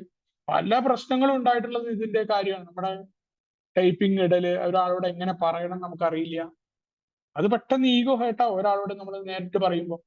ഏതൊരു കാര്യവും അതാണ്. നമുക്ക് കുഴപ്പമാണ്. അതുകൊണ്ട് തന്നെയാണ് നമ്മളോട് വളരെ കൃത്യമായിട്ട് പറയുന്ന ഒരു കാര്യമാണ് നമുക്ക് ഒരാളോട് ദേഷ്യം ഉണ്ടാകുമ്പോൾ അയാളെ നമ്മൾ വിമർശിക്കുക. അതേപോലെ വളരെ ശക്തമായ വാദപ്രതിവാദങ്ങൾ നമ്മൾ ഒഴിവാക്കണം. നമ്മൾ നോക്കിയാൽ പല ബന്ധങ്ങളും എന്റെ തകർന്നിട്ടുള്ളത് വാദപ്രതിവാദങ്ങളെ കൊണ്ടാണ്. പല സുഹൃത്തുക്കളുമായിട്ടും എന്റെ ആശയങ്ങളിലേക്ക് വരാൻ ഞാൻ അവരെ ശരിയാക്കി എടുക്കാനുള്ള വാദപ്രതിവാദം എത്ര തന്നെ ശ്രമിച്ചാലും വാദപ്രതിവാദത്തിൽ മധ്യാസക്തരുമായിട്ട് ജയിക്കാൻ പറ്റില്ല. കാരണം എതിര് നിൽക്കുന്ന ആള് നമ്മളെ ഉൾക്കൊള്ളില്ല. നമ്മൾ എല്ലാവരും അവരവരും ഗംഭീരമാരെന്ന് കരുതുന്നവരാണ്. ഞാൻ സ്വയം ഞാനൊരു സംഭവം എന്ന് കരുതിയിട്ട് കാര്യമില്ല. അതുകൊണ്ടാണ് പറയുന്നത്. അതേപോലെ നിശബ്ദമായ പുച്ഛത്തെ കുറിച്ച് പറയാനാണ് 10ാമത്തെ പടി. നമ്മളൊരാളോടുള്ള പുച്ഛമൊക്കെ അടക്കി പിടിച്ചുകൊണ്ട് ഒരു പുച്ഛിക്ക ഉള്ളില് അവന്റെ ഒരു ഡയലോഗ്, ഓനൊക്കെ എന്നാ പായിട്ടല്ലേ, എന്താ ഓന്റെ ഒക്കെ അവസ്ഥ, ഇത്ര ഒന്ന് ആലോചിച്ചു നോക്ക്. നമുക്ക് അങ്ങനെ എന്ത് യോഗ്യതയല്ല നമ്മൾ അങ്ങനെ മറ്റുള്ളവരെ പുച്ഛിക്കാൻ? ഇതാർക്കാ കുഴപ്പം? ഞാൻ അങ്ങനെ പുച്ഛിച്ച ഏതെങ്കിലും ഒരു ഏക്കാരനെ ഞാൻ പുച്ഛിക്കുക എന്നുണ്ടെങ്കിൽ ഇത് ആർക്കാ കുഴപ്പം? പ്രകടിപ്പിക്കാത്ത ദേഷ്യത്തിന്റെ കാര്യം, പ്രകടിപ്പിക്കാതെ ഉള്ളിൽ ദേഷ്യം ഒതുക്കി വെക്കുക. ഞാൻ നേരത്തെ പറഞ്ഞ പോലെ അഹങ്കാരത്തിന്റെയും പ്രതികാരത്തിന്റെയും ഇരകൾ കോർത്തിട്ടിരിക്കുന്ന വൈകാരിക കെണികളാണെന്നാണ് ലിറ്ററേച്ചറിൽ പറഞ്ഞത്. എന്റെ അഹങ്കാരം, ഞാൻ ഭയങ്കര സംഭവമാണെന്നുള്ള സാധനം, ഞാൻ പരാജയം ഒന്നും സമ്മതിച്ചിട്ടില്ല അങ്ങനെ ആകുമ്പോ. അതുകൊണ്ടാണ് പടികള് എഴുതി ചെയ്തുകൊണ്ടോ ക്വസ്റ്റ്യൻ ആൻസർ എഴുതിയോണ്ടോ എന്ന് എനിക്ക് പറ്റില്ല. ഇത് പ്രവൃത്തിയിലേക്ക് കടന്നു വരണം. എങ്ങനെ ചെയ്തു എന്നല്ല, എവിടെ ഞാനിത് പ്രവർത്തിക്കുന്നു എന്നുള്ളിടത്താണ് എനിക്ക് മാറ്റം ഉണ്ടായത്. അവിടെയാണ് എനിക്ക് ആ സുഖം കിട്ടാൻ തുടങ്ങിയ, പ്രോഗ്രാമിന്റെ സുഖം. അതുവരെ വെറുതെ ഇങ്ങനെ മീറ്റിംഗിൽ പറയുന്ന പോലെ ആയിരുന്നില്ല അത്. അഹങ്കാരത്തിന്റെ, ഞാൻ ഭയങ്കര സംഭവമാണെന്നുള്ള തോന്നൽ, മറ്റുള്ളവരോടുള്ള അടങ്ങാത്ത പ്രതികാരം. അതുകൊണ്ടാണ് നമുക്ക് ദേഷ്യമുള്ള ആൾ കുടിച്ചു പോകുമ്പോൾ ഉള്ളിലൊരു സന്തോഷം വരും. എത്ര വൃത്തികെട്ട വികാരാണെന്ന് ആലോചിച്ചോ. കാരണം നമ്മൾ പറഞ്ഞത് അവൻ കേട്ടില്ല, അവൻ കുടിച്ചു എന്ന് പറയുന്നതിനെ വിലയിരുത്തുക, കുടിച്ചതിന്റെ കണക്കെടുക്കുക. അതിന്റെ കാരണം അതാണ്. ഈ സാധനമാണ്. ഞാൻ എന്തോ ഒരു ഗുണാണ്ടറാണ്, കുടി നിർത്തിയിട്ട് വലിയ സംഭവമാണെന്ന് എനിക്ക് തോന്നുന്നുണ്ടാ. കുടിച്ചൊരാളുടെ കണക്കെടുക്കുമ്പോ ഞാൻ എന്തോ ആയി എന്നാണ്. എത്ര കാലം എനിക്ക് പറ്റിയിട്ടില്ലല്ലോ ഏതെത്തുന്നോളം. ഇതിന് മുന്നേ നിർത്തണ്ടായിരുന്നില്ല. എന്തൊക്കെ നഷ്ടം ഉണ്ടായി. ഞാൻ തെരുവിലെത്തിപ്പെട്ട ആളാണ്. 5 പൈസ കുടി എടുക്കാനില്ലാതെ ആൽക്കഹോളിക്സ് അനോണിമസിലേക്ക് ഇഴഞ്ഞുകൊണ്ട് കയറി വന്ന, വിളിക്കുന്ന ആൾക്കാരോടൊക്കെ ജോലി തെണ്ടിയ ആളാ ഞാൻ. ഞാൻ മറ്റുള്ളവരെ കളിയാക്കുന്ന, എന്റെ സ്വന്തം കുടി എന്റെ ജീവിതത്തിൽ നിന്ന് പലതും എടുത്തു മാറ്റപ്പെട്ടു.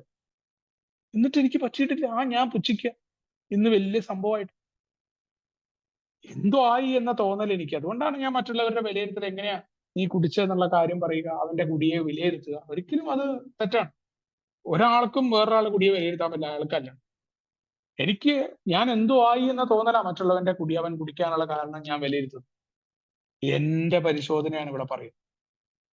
അല്ലെങ്കിൽ നമുക്ക് പ്രതികാരങ്ങൾ ഉണ്ടാവുക, മറ്റുള്ളവരോട് ദേഷ്യം ഉണ്ടാവുക, അസൂയ ഉണ്ടാവുക, വൈകാരിക കെണികളാണ് ഇത്. നമ്മളെ എന്തറിയോ, വല്ലാത്ത നമുക്ക് ഏടെ പ്രോഗ്രാമില് സുഖം അല്ലെങ്കിൽ നമുക്ക് നിൽക്കാൻ പറ്റില്ല. അപ്പൊ അത് നമുക്ക് മാറിക്കൊണ്ട് നമ്മൾ ആത്മനിയന്ത്രണത്തെ വളരെ കൃത്യമായിട്ട് തന്നെ ആൽക്കഹോളിക്സ് അനോണിമസിന്റെ പ്രോഗ്രാം പറയുന്ന രീതിയിലേക്ക് കൊണ്ടുപോകാൻ, ഓരോ കണക്കെടുപ്പും ഭംഗിയായിട്ട് എന്തൊക്കെ നടന്നു എന്നും വിട്ടുപോകാതെ, ഞാൻ എന്നെ ഒരു ഭയവും ഇല്ലാതെ മറ്റുള്ള ആൾക്കാരെ പരിശോധിക്കുന്ന അതേപോലെ അതിനേക്കാൾ ഉഷാറായിട്ട് ഞാൻ എന്നെ പരിശോധിക്കുമ്പോൾ തീർച്ചയായിട്ടും എനിക്ക് എന്നെ കണ്ടെത്താനും വളരെ മികച്ച രീതിയിൽ, ഇന്നലത്തേക്കാൾ മികച്ച രീതിയിൽ മാറാനും പറ്റുന്നുണ്ട്. അതേപോലെ തന്നെ എനിക്ക് ഉണ്ടാകുന്ന അനുഗ്രഹങ്ങൾക്കായിട്ട് നന്ദി പൂർവ്വം ഓരോന്ന് സ്മരിക്കാനും മനസമാധാനത്തോടു കൂടി ഇന്ന് ഉറങ്ങാനും ഒരു കുഴപ്പങ്ങളും ഇല്ലാതെ വളരെ കൃത്യമായിട്ട് തന്നെ ഇവിടെ പ്രോഗ്രാം പറയുന്ന രീതിയിലൊക്കെ നിൽക്കാൻ, ജീവിതത്തെ ജീവിതമാകുന്ന രീതിയിലേക്ക് എടുക്കാനൊക്കെ സാധിക്കുന്നത് തീർച്ചയായിട്ടും ഈ വിലയിരുത്തുന്ന രീതിയിലാണ്. കൂടുതൽ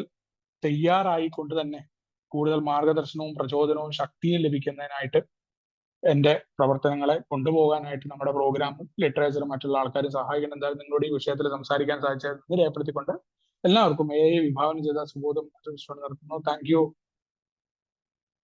U Alex bro. Thank you ഉണ്ണിച്ചേട്ടൻ. ഞങ്ങളോട് ഇത്ര നേരം 10ാം പടി ധാർമ്മിക നിലവാരത്തെ എങ്ങനെ